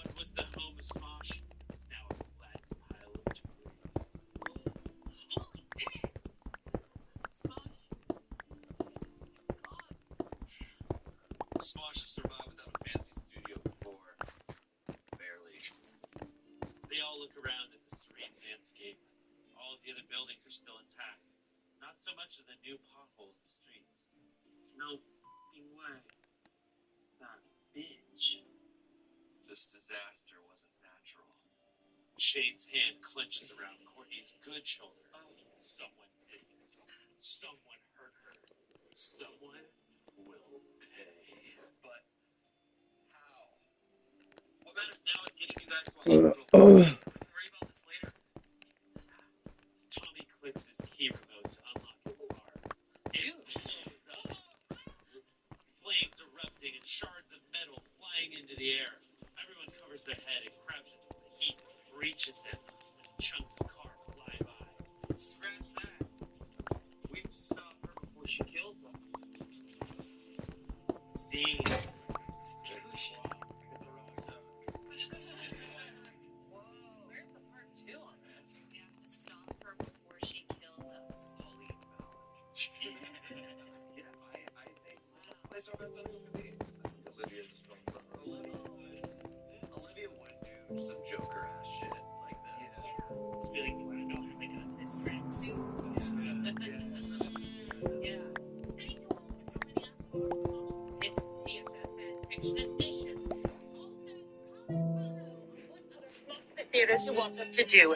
Thank you so much, and please get the merch when you leave the theater. It's pictures of our faces on turtlenecks. Yes. Thanks. Goodbye. Goodbye. Bye. We love you all. Cheerio. Curtain is closing. Goodbye. Close the curtain. This is Kat. These are her dating options. Will she be stuck in an endless fucking loop of bad dates forever, or will she just go to bed? Should we dance? It all comes down to this one. You know something? I was thinking, having thoughts, as many do. And it occurred to me that it's been a long time since I've given like a video game review. I'm still reviewing movies out the wazoo. I'm seeing trash that I wouldn't wish upon my worst enemy, like The Strangers Chapter 3. When it comes to new video game reviews, I've abandoned it. It's like I went to the store to get cigarettes and never came home. And that's mainly because with the gaming channel now, my thoughts on games kind of live there, but I haven't done like a full review on a game in a while. And I wanted to change that. A new game just came out and I recently finished it after about 28 hours. And that is 28 hours well spent. That is like 28 hours of euphoria right there. I'm talking 28 hours of soft, warm ball fondling is how this game made me feel. Nioh 3. Now, I'm a huge fan of the Nioh franchise. I've sung its praises for years. I have always glazed it. And even recently on the gaming channel, I uploaded a full Nioh 1 and 2 playthrough, a cumulative 30 hours worth of content I dropped, played all off stream, just to get excited again and get ready for Nioh 3, and I am happy to say Nioh 3 did not disappoint. I also just uploaded a 24-hour-long video for my Nioh 3 playthrough, and I plan on doing more playthroughs because the game is just that good. Now, first things first, Nioh 3 is a Souls-like, and I know for a lot of people that's starting to carry a negative connotation now due to saturation. We're seeing tons of low-effort Souls-likes getting farted out every single day on Steam, just throwaway asset-flipped garbage like my substitute English professor found a Shingon Wu and killed the Demon Lord. And like everything is integrating Souls-like elements into games now, so a lot of people are getting a bit tired of it, myself included. There are a lot of lazy Souls-likes that I have played over the last year or so, but Nioh 3 is not. This is one of the best Souls-like games you can find. This franchise is among the best the genre has to offer. And Nioh 3, I think, is probably the most mechanically deep of the franchise so far.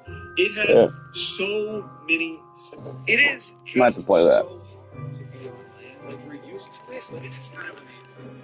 Out here, it's hot, it's bright, temperatures swing wildly. We're constantly being bombarded by the sun's radiation. Fish don't have to fight gravity to stay upright. They have buoyance. They don't need reinforced skeletons or tight skin or lungs that won't dry out. Down where it's wetter, there are no freezing winds, no dry heat, no need to worry about desiccating into a crispy fish chip. Also, eggs are a huge deal for a lot of animals. In the water, you don't have to worry about drying out. But land the strips all over this world. We are here, we're used to it, we like it this way, but for life on land, in the air, under the sun, at first it was intolerably harsh. Moving from water to the land is like moving to an entirely different planet. It's a new world out here, a whole new world. That's a different movie. It is a harder, much harsher world. But that didn't stop some fish from getting ambitious. I have recently become obsessed with this. I think I could write a book about this. Unfortunately, I am already writing a book, and I do not have time, so you get a YouTube video instead. The things we needed to do to get onto land are so complex that sometimes I am amazed vertebrates ever did it. And look, it is important to note that for a very long time, we didn't do it. There were vertebrates for tens of millions of years before any of them left the water, and then for millions of years after that, they remained reliant on being near the ocean. The earliest land vertebrates, like this guy, 8 digits and lungs, but also gills, a weak rib cage, and limbs too flimsy to support its own weight on dry land. They were still basically aquatic, just with legs and lungs. And lungs, we're gonna get to this, and you would think lungs are a very big deal.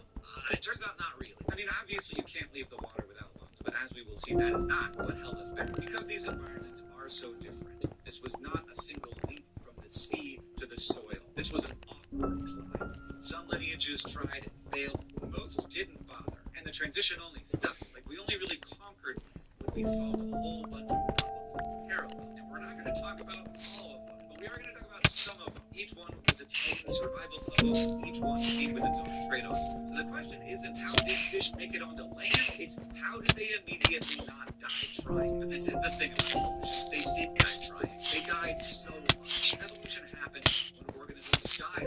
That makes it possible for little advantages to win out. After doing a bunch of research on this, you are going to be surprised by which thing I think was hardest. Because it was definitely not the lungs, and it also wasn't the legs, though they were pretty hard, and that is where we're going to start. So, fish fingers, not actual fingers and actual fish. Fish that are alive right now in the world, in the water, float around and have fingers, kind of. They're called lobe-finned fish, and they're built differently from the ones you've probably kept in an aquarium or eaten for dinner. Instead of thin, flexible rays like trout or tuna, their fins were thick, fleshy stalks, little muscular limbs with robust bones inside. And it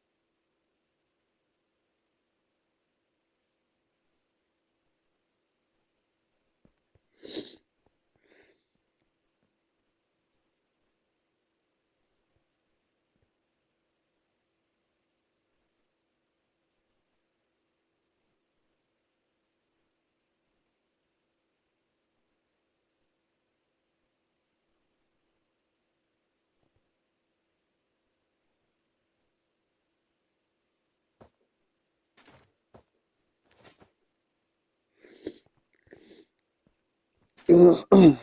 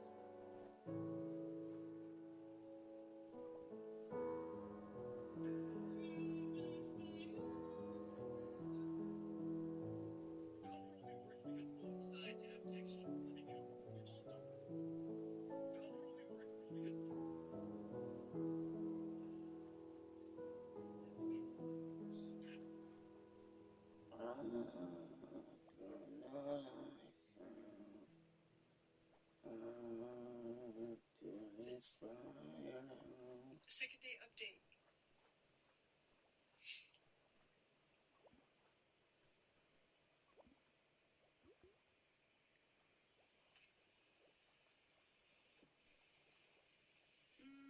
I can't hear the music. Can you guys hear the music?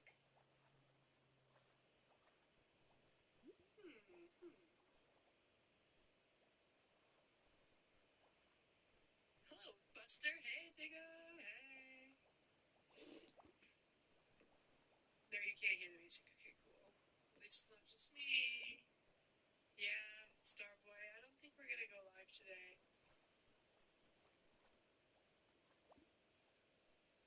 You guys can hear me, right? Hey, guys. Hey, hey. What's up? What's up?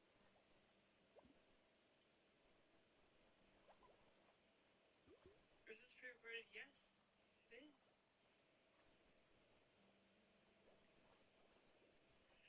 Fixed it. Too loud. Definitely can hear you. What do you mean by that? Am I really loud or something? Meow. Hey. You hear that? Oh, you hear Vinny? Leave me alone here. Vinny. Come here. Don't make me come get you. He's making me come get him. He's the twisted and twisted little man. Hey, what's up? What's up? Kitty, yeah. Hold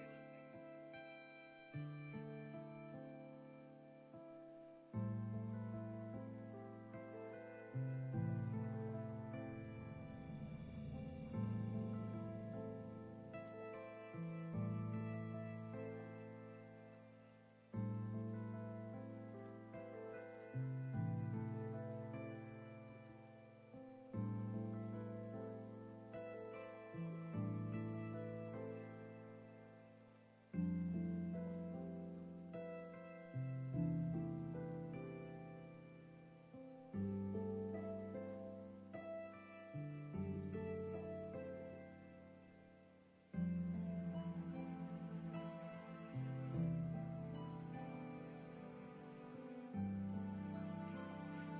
Yeah, Vinny's really grumpy right now.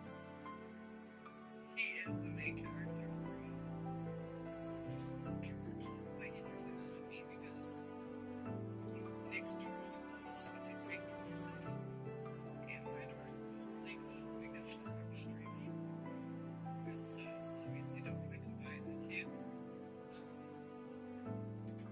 So he's just mad at me. Toga, yeah. Thank you for the follow.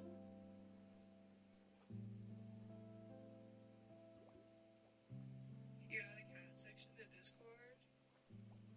Oh yeah, we should have like a pet photo thing, huh? Oh shoot, oh shoot. Hey, what's up?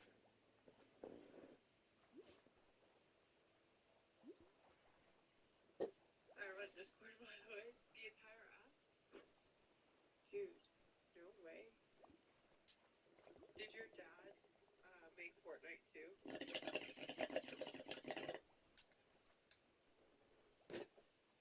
Oh my god, that is really loud. Hold on.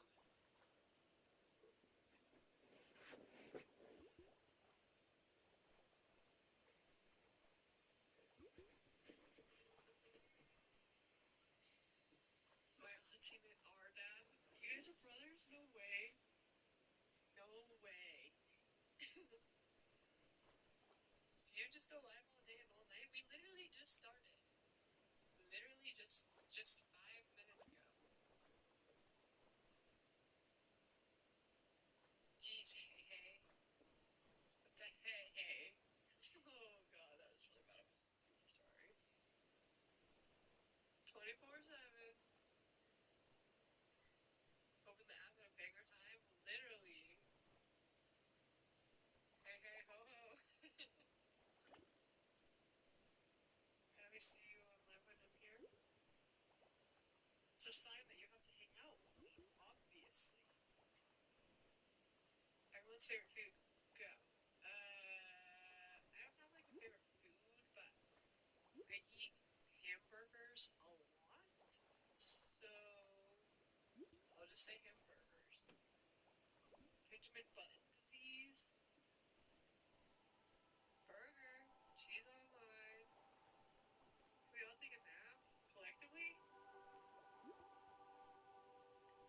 on stream? That would be so embarrassing, dude.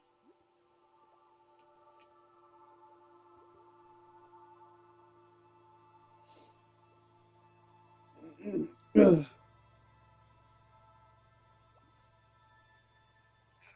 hey, sounds like a plan. Have so much fun.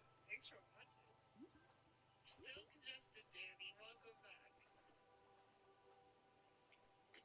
Hey, Jake. Did I not mute the mic?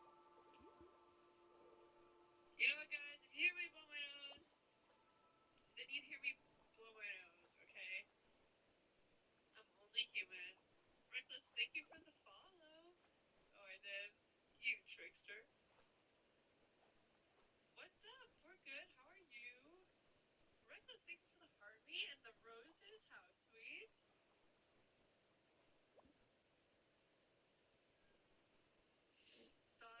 Daniel Larson, that's crazy. You love my cat? Yeah, he's pretty cool. Wow, thank you for that. Why no sidekick? What do you mean by that?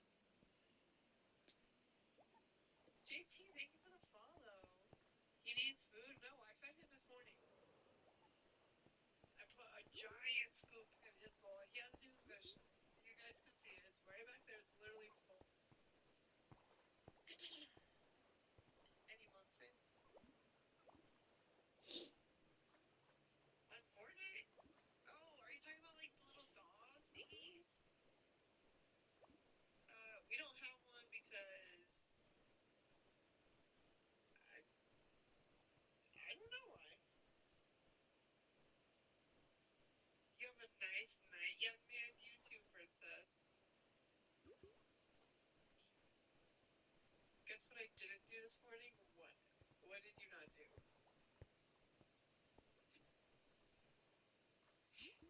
Little raptor? Aww. What? I want. Cat needs wet food PSA.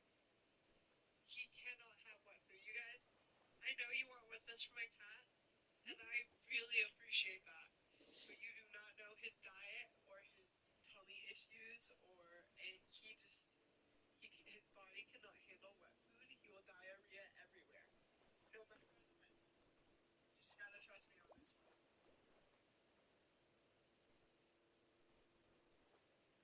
You didn't prep good food prep?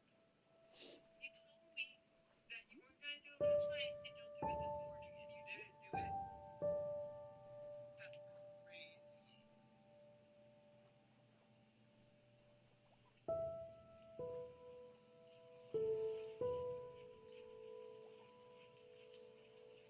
Lazy offline.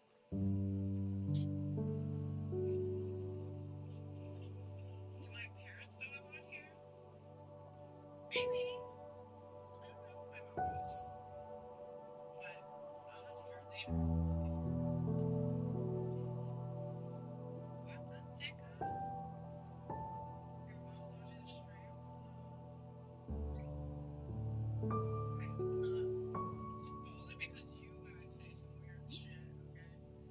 Walton, thank you for the follow.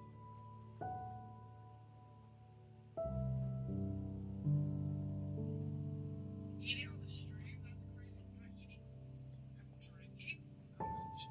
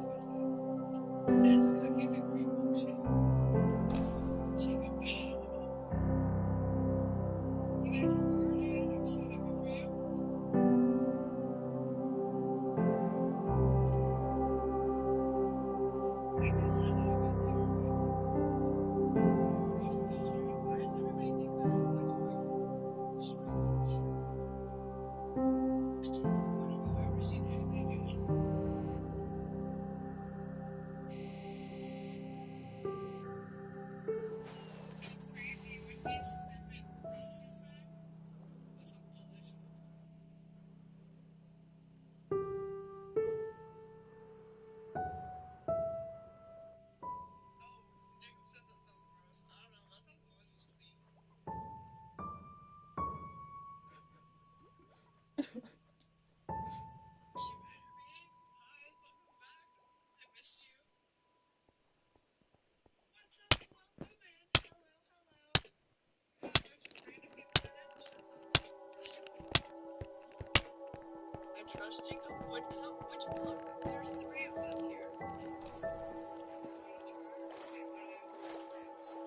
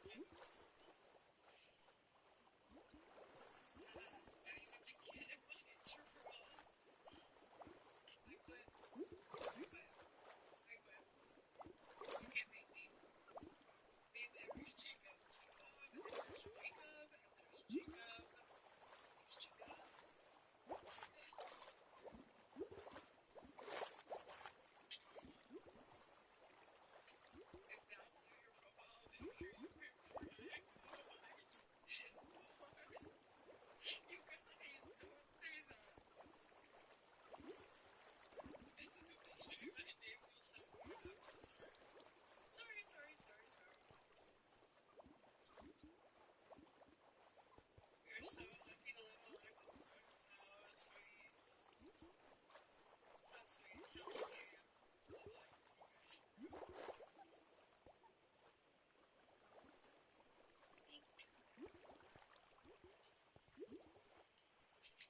Ghostface is here. Where's still my Ghostface when you need it?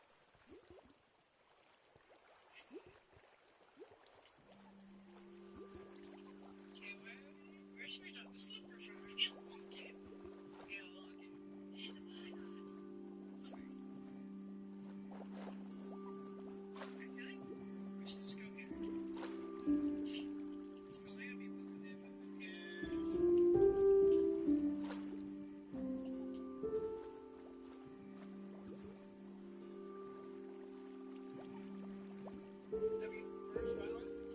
First round, please talk about me. I say that you believe in me. Sorry it sounds so weird, you guys. I was just in. I don't know why.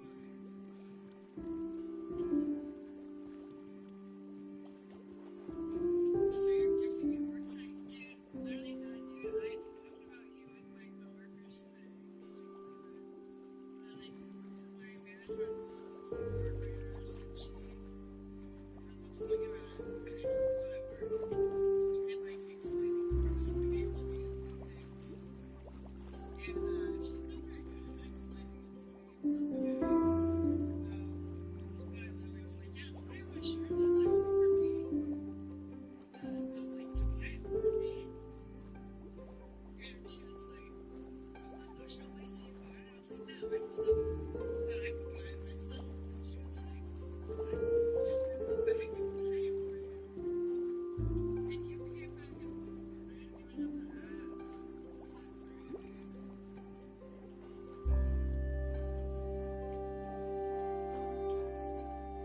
I like the game. I love it so much. Oh, I like when they are readers. I think you probably read. Yeah, I guess we play the same way. I feel like everybody here in like such a fun way is so similar.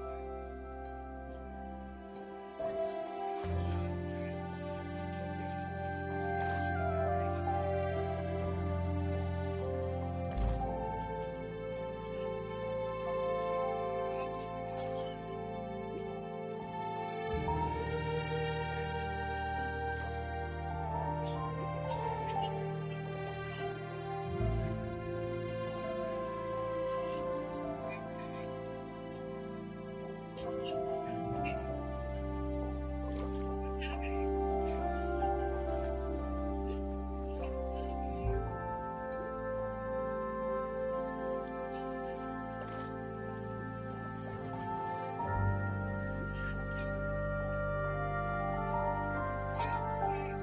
He's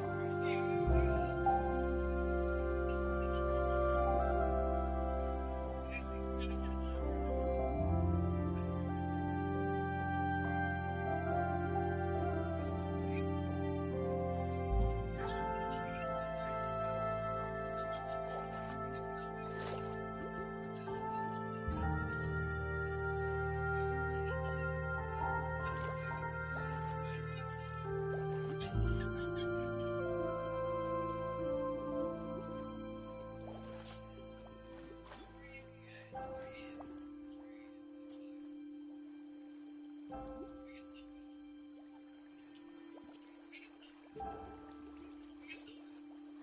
We can still win. We can still win. We can still win, you guys. We can still win.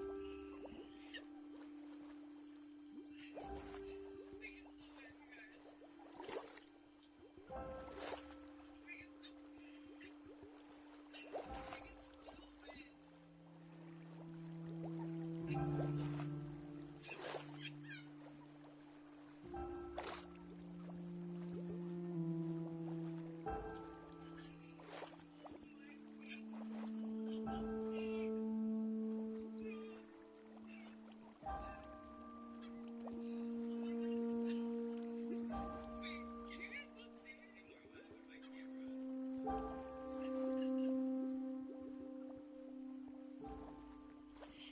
Okay, yeah, my camera. Okay, hold on.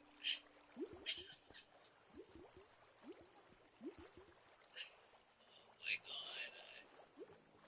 How fun was that, you guys? That was so good. It broke the camera, literally.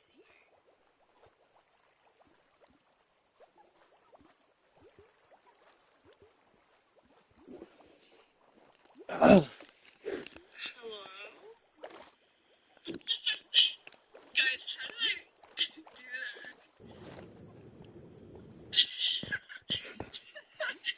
Oh my god, I'm still crying.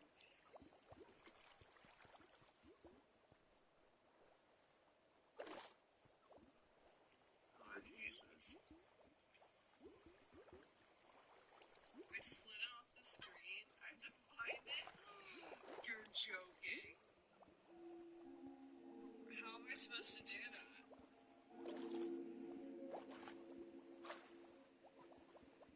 Wait, how do I fix that?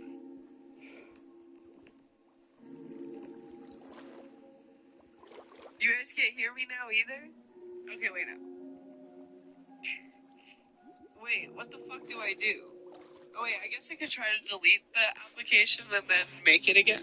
Hold on.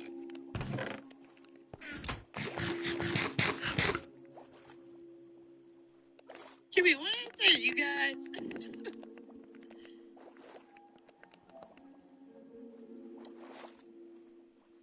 Now this is content? Wow. We're gonna die in the storm after that killer recovery. But we have to fix this, and it's already happening, so might as well just let it happen.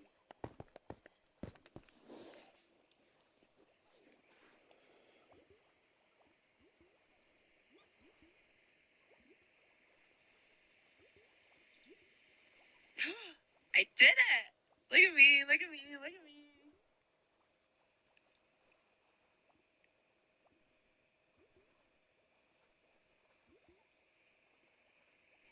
Boom.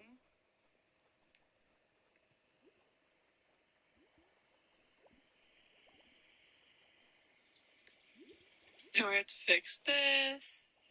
You guys, isn't this so fun?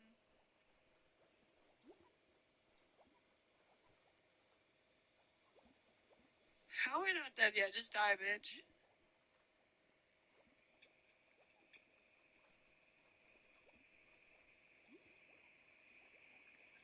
Okay. Look at that. We fixed it because we're a pro.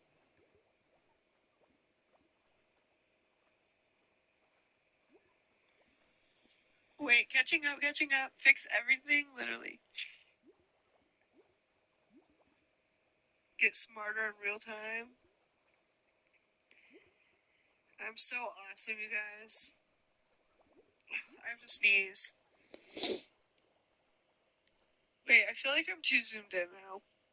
And why is my camera so big? Wait, maybe that's too much. I feel like that's perfect. Perfect. Now, bring to the front. Bring to the front. Bring to the front. Why aren't you in the front?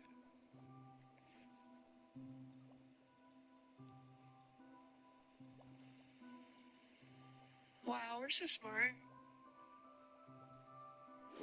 Okay.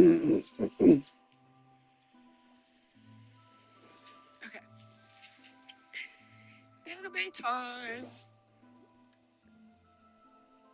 What was that on the floor? I don't know. What do you see? What do you see? One day you won't need me anymore, Spider-Man will always need you. Gage, what's up? Look to danger.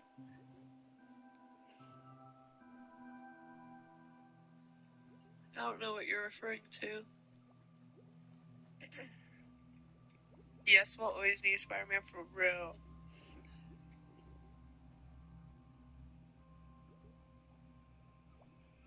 Okay, I'm muting myself to blow my nose again.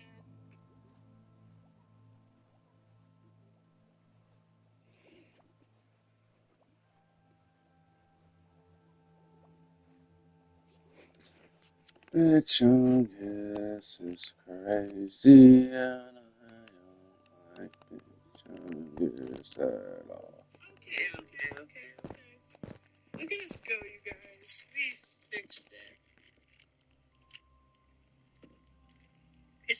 It's the Green Goblin. Sorry. Couple fisting drinks, yes, guys, we have. Oh, holy shit.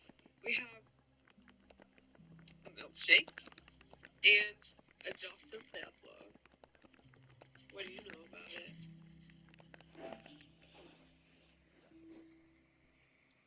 Here, wait, I have to read the chat. Hold on. Can't read the chat for a second.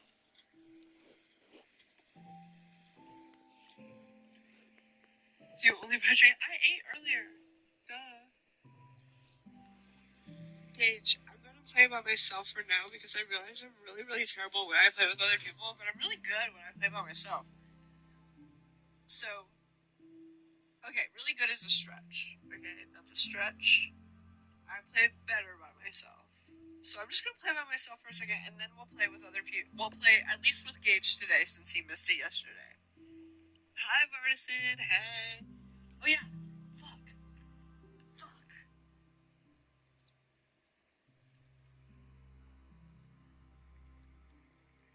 Hurry.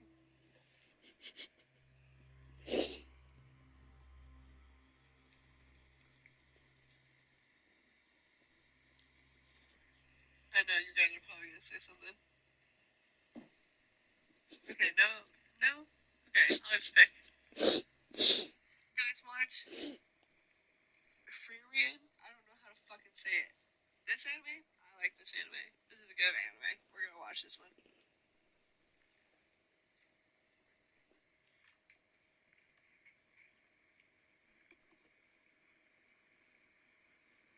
Freerian? Really? That's it? That was a lot more complicated than that, but sure.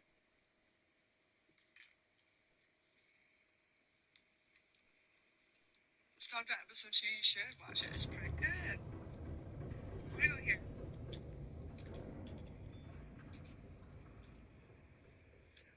Sit on my ghost faces here, you guys. Free my boyfriend, literally. Free him, you guys. Here for the anime? As you should. It's fine. You stay for the anime. Gameplay is muted, guys. Can you hear the game? Or no? I can hear the game.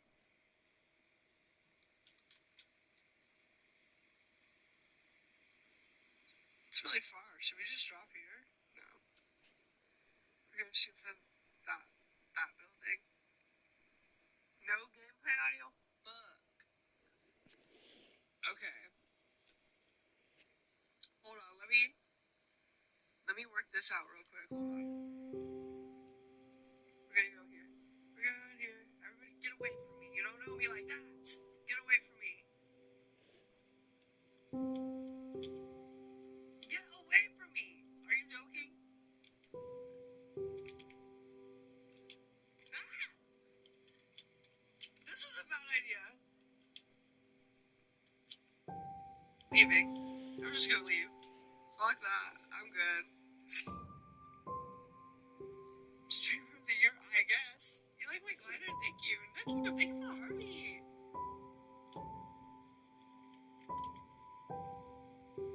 I'm better when I play myself. I am. This is as good as it gets, yo. doesn't notice us, he'll keep running. Literally. Wow. Look at that. We don't have a weapon at all. We have a mist grenade.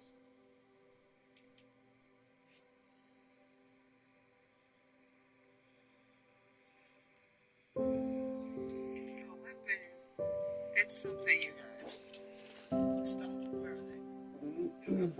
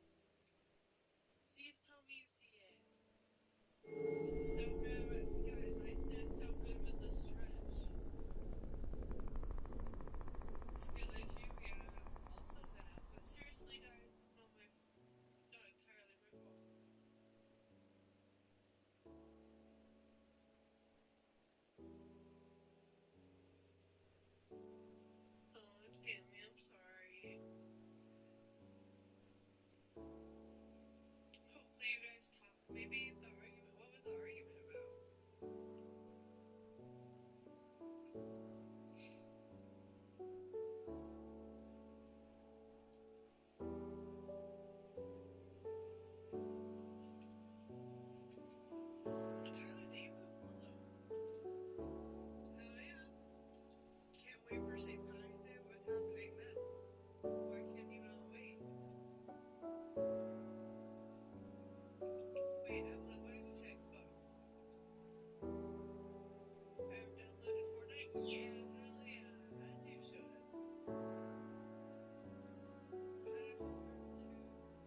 Kinda told her to have to go. Wait, what? Hold on, guys. Give me a second. You play Roblox? No, really? No. Oh, Minnie, that's my cat's name. Need to go to Myrtle Beach, guys.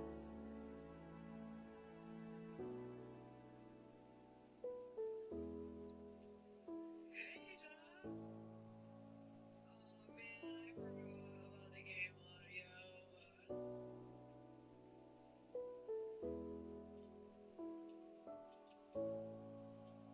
Whoopsies. I'm just a girl, you guys. What happened to Fortnite, son? I just want to land at this thing. I don't know. I don't know. I don't know why they have surfing now. I'm not sure what that's about. Set up a PC goal. Donate. Oh, that's nice. Guys, I don't want to take your money.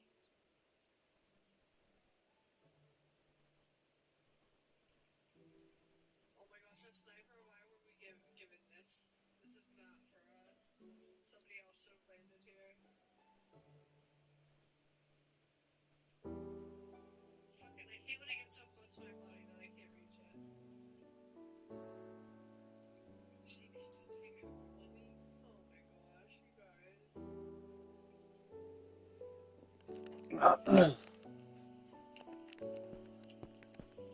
Stop. Don't piss me off. Where are you? I hear you. Okay, you landed? Oh wait, no, that was already there. I was like, he landed with a gun? That was a bot. For real. I hate money. Yeah, guys, I hate money. Not actually, but like kind of, because money's low-key kind of evil, you guys. I kind of want this instead. Can you stop?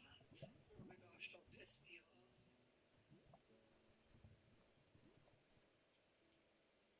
Yeah, what's a lion? What is that?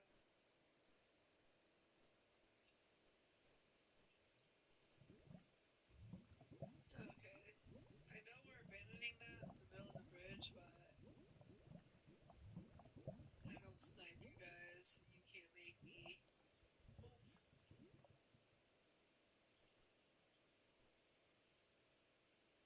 Oh, shots everywhere. I'm driving this bus.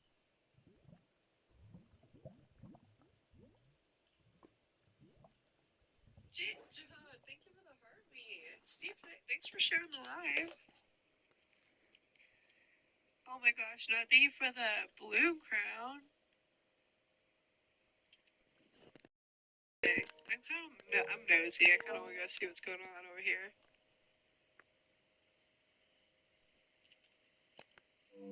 Can you guys see anything?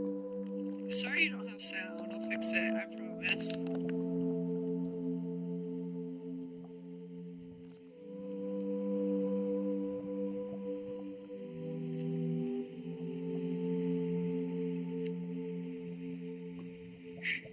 Why would this be a world match? What did I do wrong? Oh, there's a shield bubble.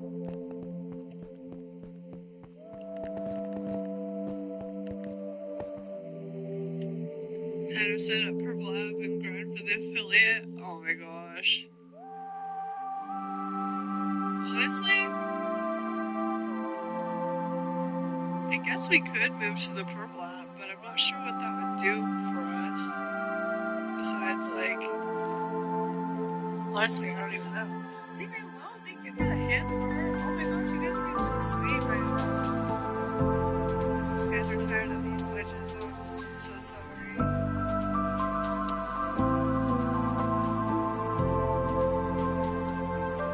Okay, like I say, always say with anime.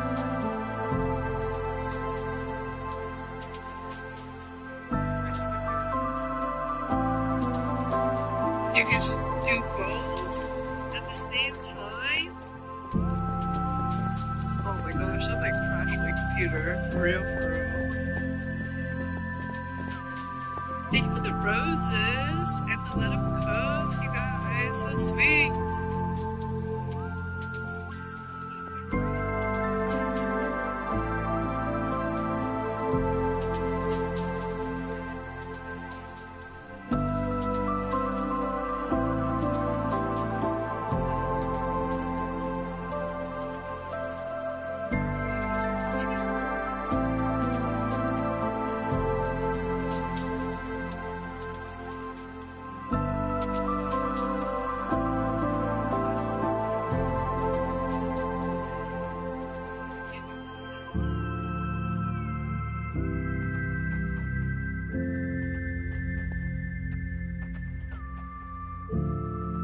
Fitness stream? I don't think so. It's all the same application. Okay, that's nice.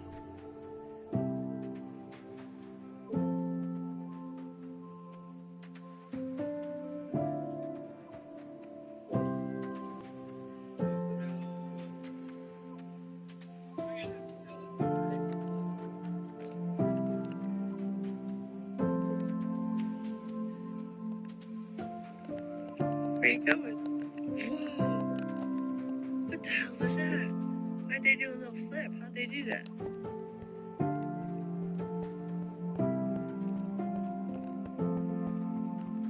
Dispo time? Hell yeah.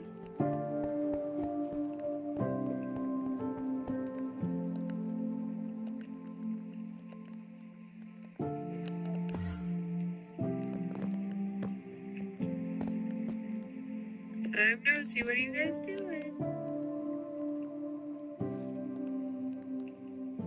What the hell are those noises? Oh wait, you can't even hear them. It's those guys. Oh wait, he's literally right there. No! No, you dick! You dick! You're evil. You're sick and twisted and fucking evil in the head.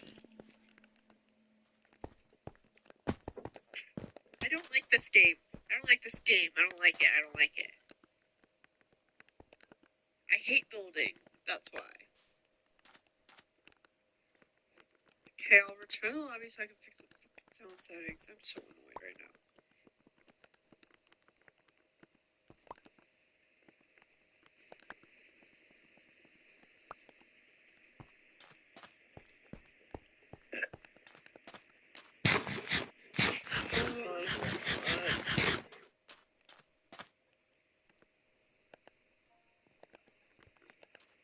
Maybe?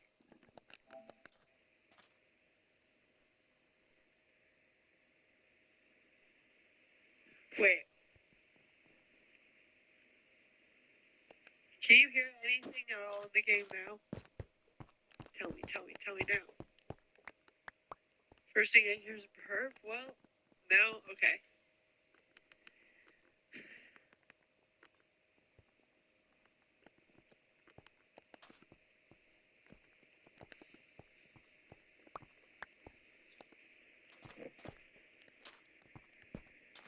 See, I don't know how to fix that. But you can hear my music, right?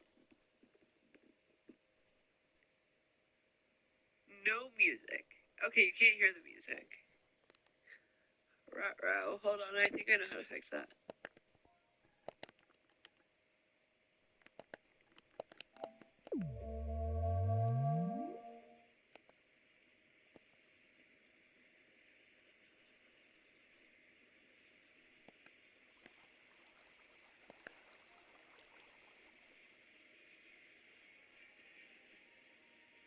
What about now?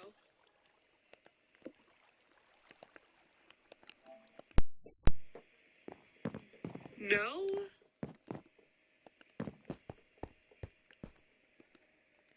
Shit.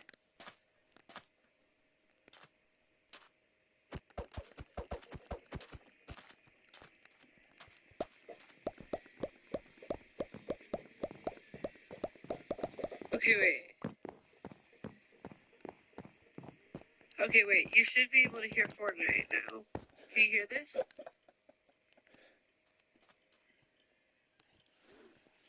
Can you hear that? Can you hear that?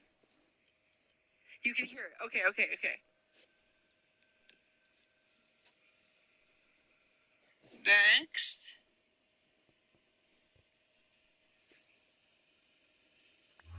Would be, I think this one. Can you guys hear the music? You can hear the music? You guys, I'm so smart. Oh, but the music is quiet. Okay.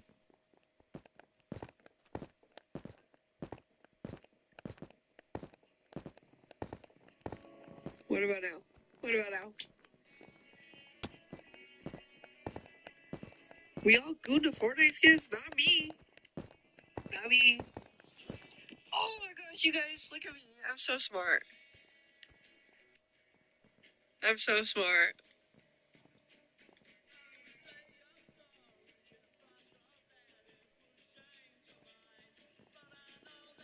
We did it, you guys. I'm so smart. I feel so proud of myself. If you didn't know, I'm really bad with computers, so that is a dub for me.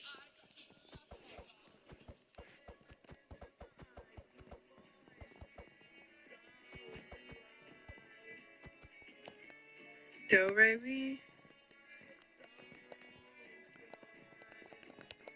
There's a reason I said we. Nuh-uh. You're lying. This guy's a frickin' liar, you guys.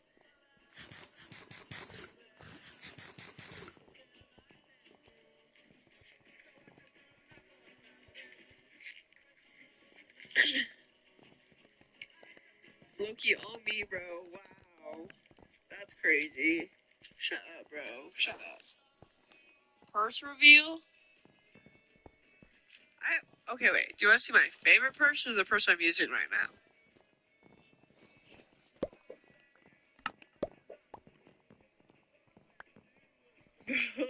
Okay. This one is the one I've been using every day lately because it has more room. But this is it. One of the little crosses fell off. It's in my bag. I have to sew it back on. But this is her. She has some keychains on her. This one's a dinosaur. This one's a robot.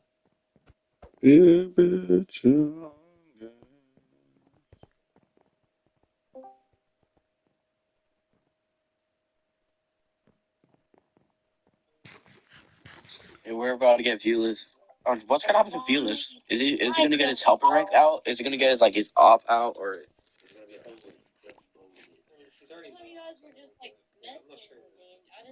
Wait, if he's not op, then how did he get to gear? He must have got it when he had up or when he had it.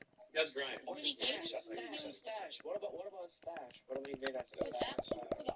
When he gave me the armor, he was asking for it back. Leak everything. Leak everything. Yeah, of course, yeah. If he has a stash, it's not in his home. When he gave me the armor, he was asking for it back, and he said he gave me the wrong armor. I thought it was just like because he liked that trim or something. I didn't know it was like that. I didn't know. What kind of armor did he get? Wait, I thought he gave it to you. Wait, no. Saucy. When we broke your helmet, you literally said, "Yo, you broke my Prime 5 helmet." Yeah, because I figured it out when I just logged on. That you knew. He probably didn't think it was like against the rules. Oh, okay, listen. How would I even get a Prop 5 helmet? If you're saying to say I did this, how would I even get one? From Viewless. Bro, come on. Exactly. It's gotta be obvious proof that he wanted. Bro, this cannot be it. This not gonna be it. I figured it out right before we went to the trial chamber. That is the biggest lie. When Benny Tax logged on. Yo, wait, hold on, that's bullshit. That's bullshit. Cause you said, oh, I got one of the rarest armors on the server. It's a Prop 5. You guys weren't even in the Discord. I was in the VC. What are you fucking saying? You said, He was. Oh, so you were in the VC. Wait, what time? You were in the VC But like, at like. Well, wait, what time is it, Ian? Okay, an hour and 10 minutes ago, you were at the VC. Yeah, he was. I Wait, looked a couple times. I'm pretty sure he was. you went in and out that time. That was a fair question. You literally told me you're like, oh yeah, I got prop 5 armor, and this was before Benji and Darky were joining the call. Okay, now you're just trying to get it down. No, I'm not. Like, it was literally before Benji and Darky joined the call. Like, I asked people to do that. It was illegal. They're like, oh, I got one of the rarest armors on the server. It's the only one. And it's a fucking prop 5. Yeah, in my base. That's when I figured it out. You said you figured it out at the trial chamber. Yeah, you're fine. You said before you went to the trial chamber, you figured it out. Yeah, before I went to the trial chamber, I figured it out because Benny Tax asked me what champions were on my armor. And I looked, and they had like restoration. Your story's changing. I don't like it. Wait, the axolotls have names? Sophia does not like the story. Wait, that's a lot of stuff names. What the heck?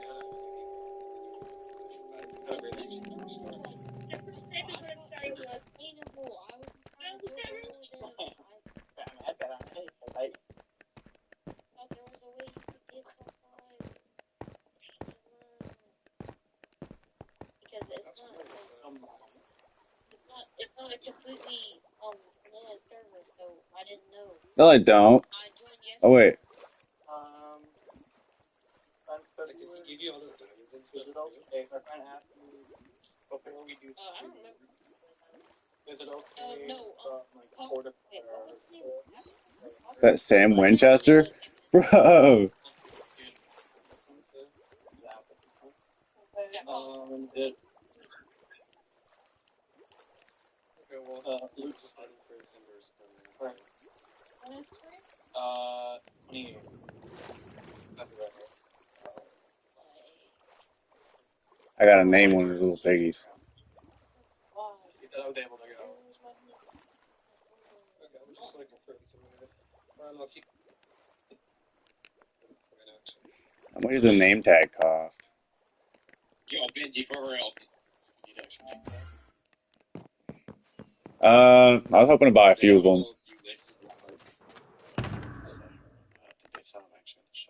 They do. Go to Saddle. 5,000? That's not much, bro. Yeah, it's not that much. I was just not expecting that. I'll sell you one on fucking AH for $1. Nah, I'm about to buy a stack. Okay. Nah, I'm just kidding. I'm buying one. I'm about to say you rich ass. I think Luke's up. I think. What's going on? Luke has gone Super Saiyan. Yo, we just probably got viewers and Saucy probably banned. Let's go. You're wrecked.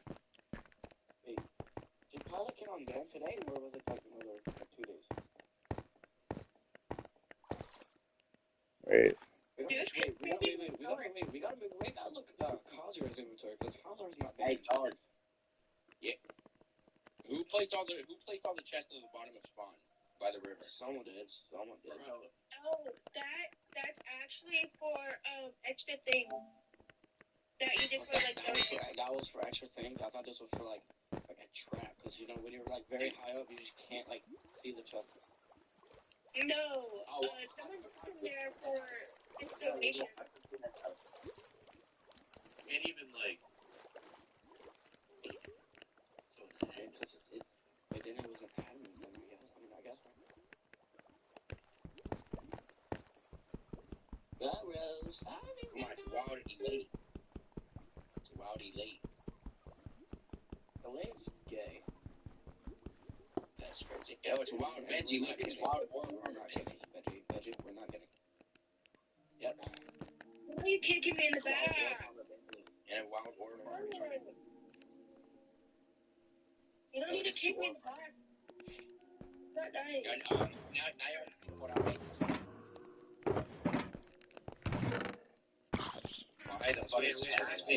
Actually, wait. Dark, you know what to do.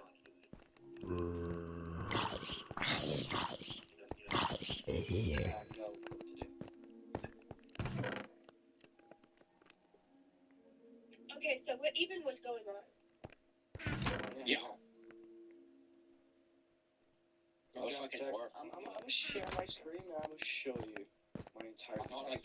like on my phone. Yeah. I'm back.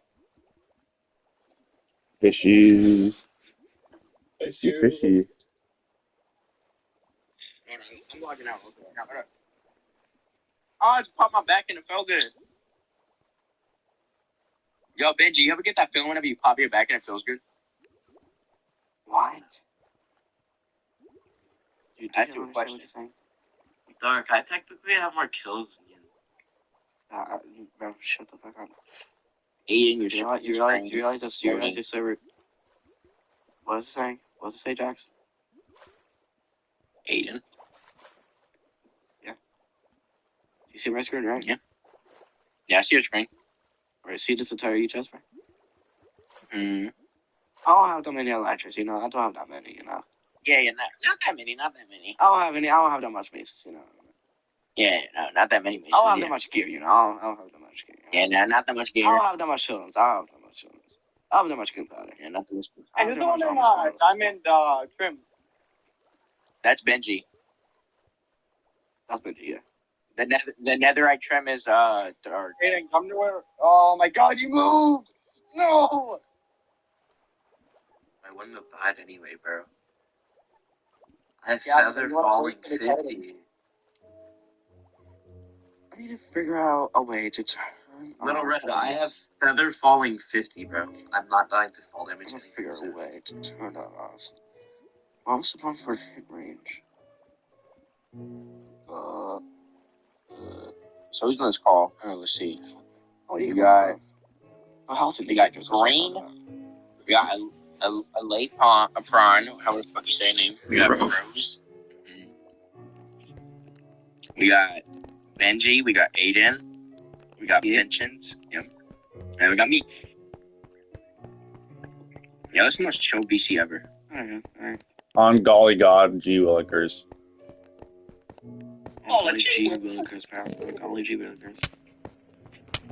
Oh my God, that monkey might be AFK. Pushing him off the edge. Yo, wait, that monkey is his ult.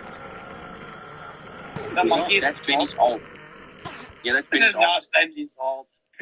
Right? No, Benny's. Oh, The Benji. two kids you Not killed. his ult. That is not his ult. He can't mod both. Because look, they're both AFK. Well, there's one, he's moving, but the Actually, I other want one's to AFK. check something out. Actually, I want to look at stuff. Actually, I want to check just like there's no like cheating in maze. Your dad don't know about. Is breach for possible? Wait, whoa! Okay, Yeah, this bro. was war. Yeah, Bro, bro. I did not realize this. You just realized. Whoa, who'd you get that from? I do not know. Oh, man. I have no clue. Is that another? Whoa!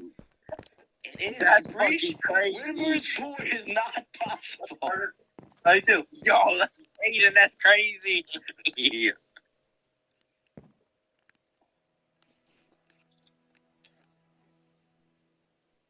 Hey, Joe. It's pretty cool. Let me see if I have a cheated item. Yeah, just but hey guys, make sure you don't have cheated an item anywhere. Yo, wait, Benji shares green. Wendy's sick? Whoa, what? Okay. Benji shares green. Alright, let's see, Benji.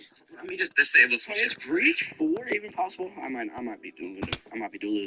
Yeah, no, breach point. Yeah, breach point's possible. That be it is, yeah it is. Alright, let's see, Benji. That's two. So with this. Oh, Kyle's gonna join. Alright, let's see him. That's not cheated. This is all. Wait, alright, like, go slow on it. Wait, go back to the boost. Alright, just making sure everything. Is this protection too? Shit, bro. Like, free armor. Alright, look at the. Wait, I should see. Oh, wait, did you put a 55 on a chair? Yes. Mhm. Yeah. Oh, okay. Wait, let's see your mace. What's your mace have on it? Or this one. That's 55. Oh, okay. Oh, good. Go back to that spear. Oh, wait, I need to be careful. Knockback 2? Oh, wait, I think I remember you could put that on there, actually. Okay. Flipper.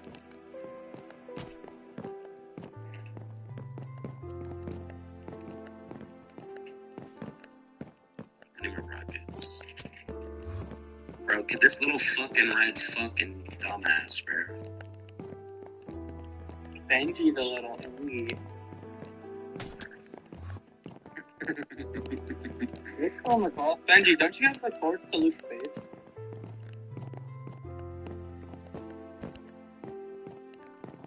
Yo, Benji, give the torch to Luke's face. Technically, yes. Why don't you just go there and go see fucking Luke? Hey, you wanna prank Luke?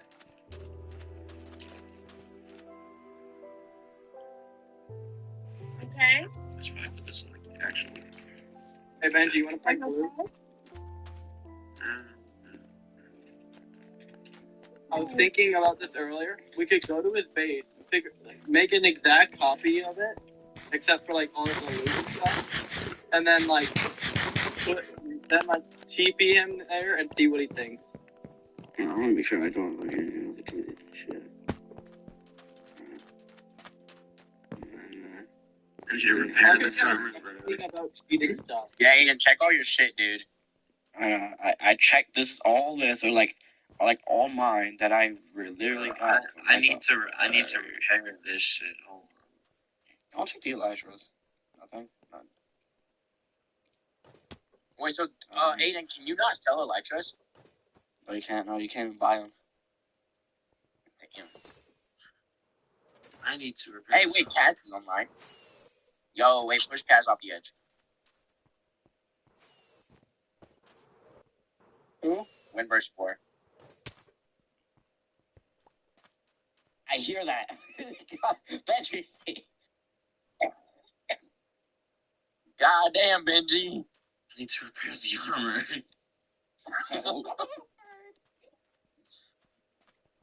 Wait, which armor?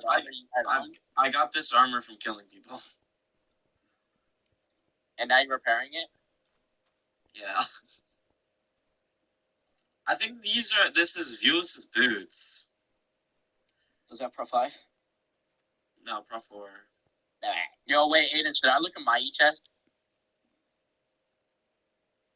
Sure.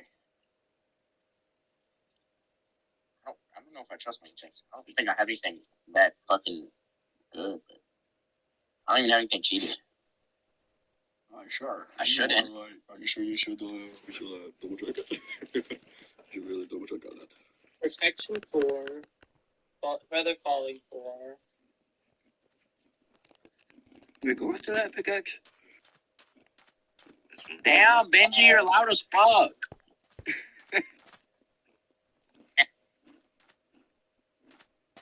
I'm breaking 4? I'm like, Benji, shut the fuck up. You're loud. I'm not doing anything. You're fucking killing Enderman. Not anymore, bro. Shut up. Make me. What do we over here? I will turn back on my voice changer. Yo, Aiden. What, are you gonna sound like a little kid? Hey guys. This is supposed to be Cartman. This is not Cartman. Donald's coming out the exact same spears. Oh god. Oh, really? Stop sharing my screen really quick, bitch. Yeah, if I don't do that, and now I do this.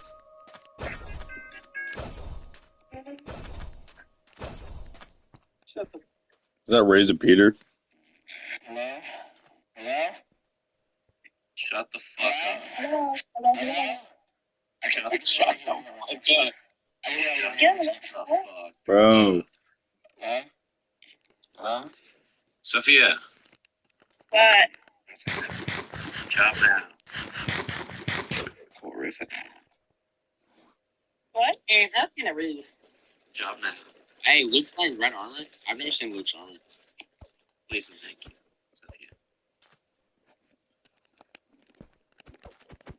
Oh, my mic just went horrifically. That was bad. I need to like make like a safe room and just like fucking start. Yo, Luke's a master gooner. He's a master gooner? He's a master gooner? Yeah, Luke's a master gooner. That's what Kat said. What the hell? Oh, Dark, this is my spot. Refill my shoulders, bro. Oh, sorry, Benji. Yo, Dark, this is my spot. Yo, I punched you with the dot apple, you asshole. Who fought you? My spot, Dark. I'm the real farmer. It's you. Dark, I'm the real aura farmer. Stop playing. What the frick? What are you doing? Bro! What did he pot you with? Luke, what did he pot you with? What do you want? Benji! What are you ladies doing? All I'm doing is freaking looking, bro. What did Luke get pot with? Did Luke get pot with speed? I think Luke got pot with speed. I'm bad. Let's see how much damage this is.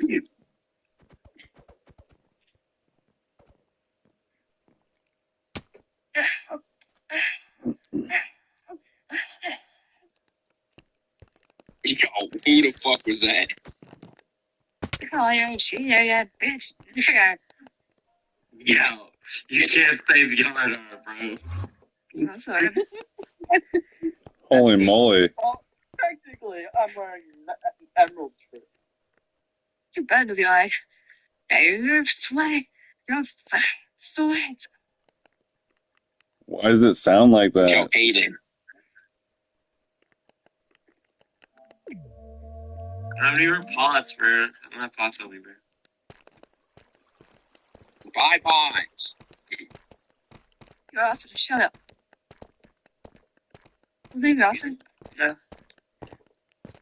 I'm trying not to ruin the base, bro.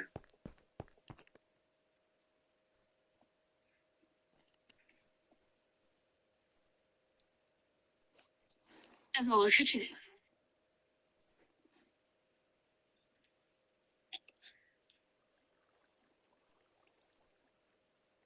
Yo, we usually go to one pot, bro. Bro, who's talking with like an AI voiceover? Oh, we're talking about. It's Aiden. This is driving me crazy, bro. In what way? In like a rubber room for the rest of my life type of crazy. That. Yo, why is Low Red helping, bro? He punched me and almost killed me twice. I can't see you with this fire, bro. Not with you, is you? Why are you like so locked in on this fight? 7 got off. 7, 10. Lord. Why are you so locked in on this fight, bro?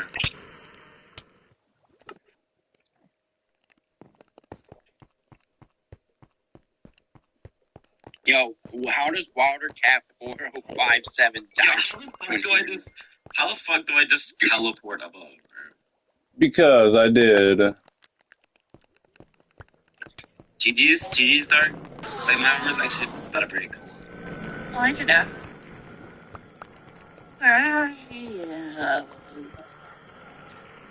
Stop, bro. I don't want to use that anymore. Yo, wait, why is Spawn so destroyed?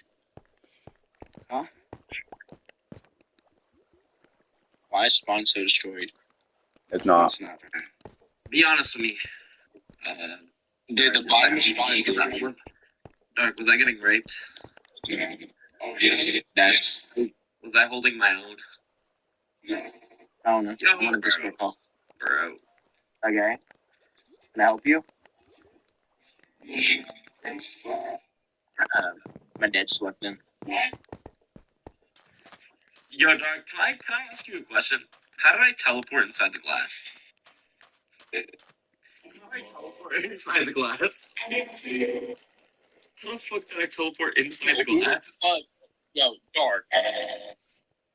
Can you hit me? Shut up.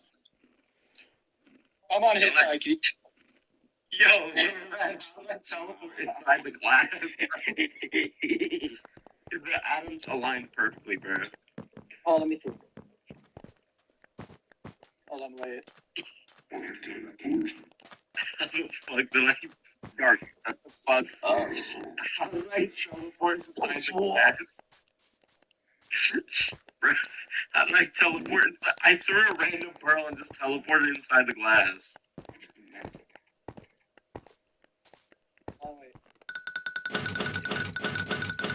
Can't do it with the... Whoa.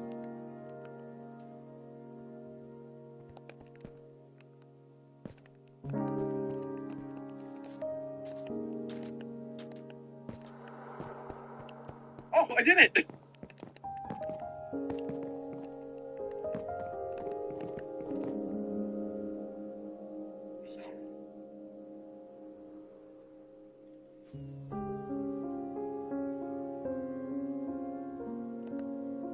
Bro, I threw a bro, here's the thing. Little Red, I threw a random pearl from like here. And just teleported inside. Just teleported through a wall.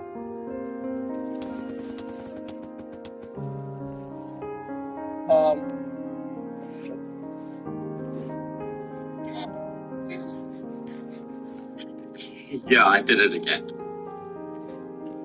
I am on full display, bro. I just break the glass. Don't break the glass, and then the water is it's gonna fucking go out, bro.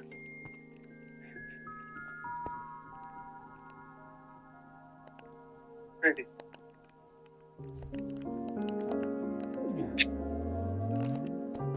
Yo, I feel like for one of the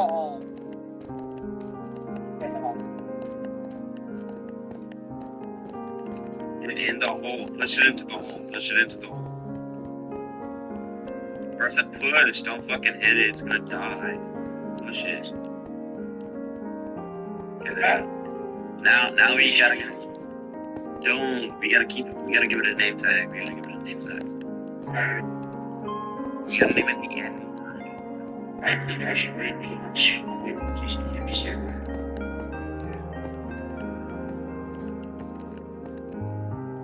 Oh, I got it. I have an impact.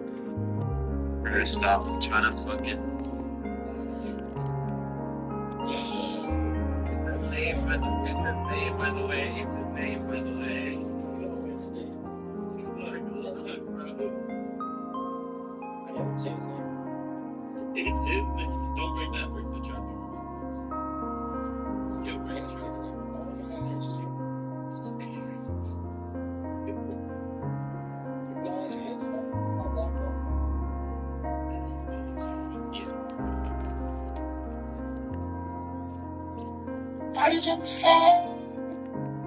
Hey, Aiden, do you still have the Like, look from right here. Look from right here to the corner.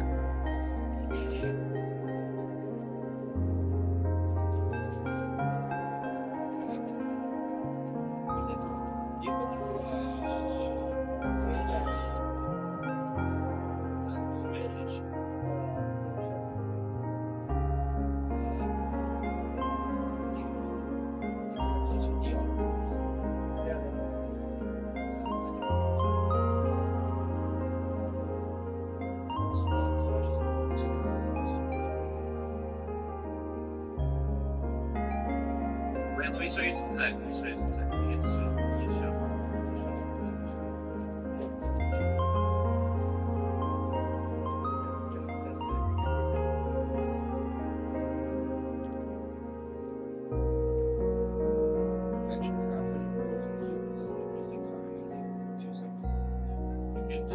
You can just, if you have jumpers, you can just do it.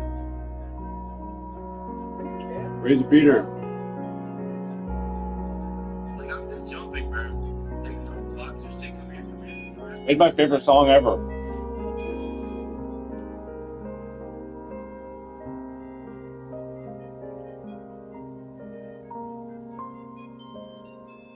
I wrote the song.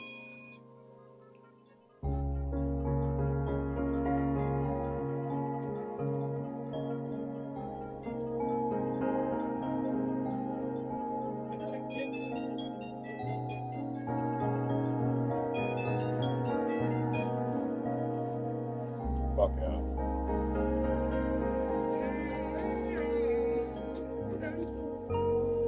What?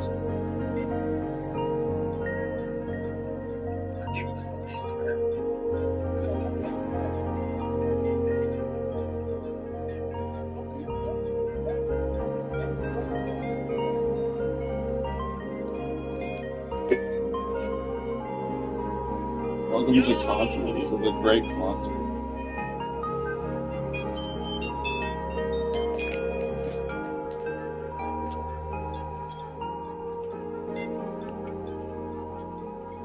My face when the Roblox non-copyright music is playing at the concert. Why is he slamming me out,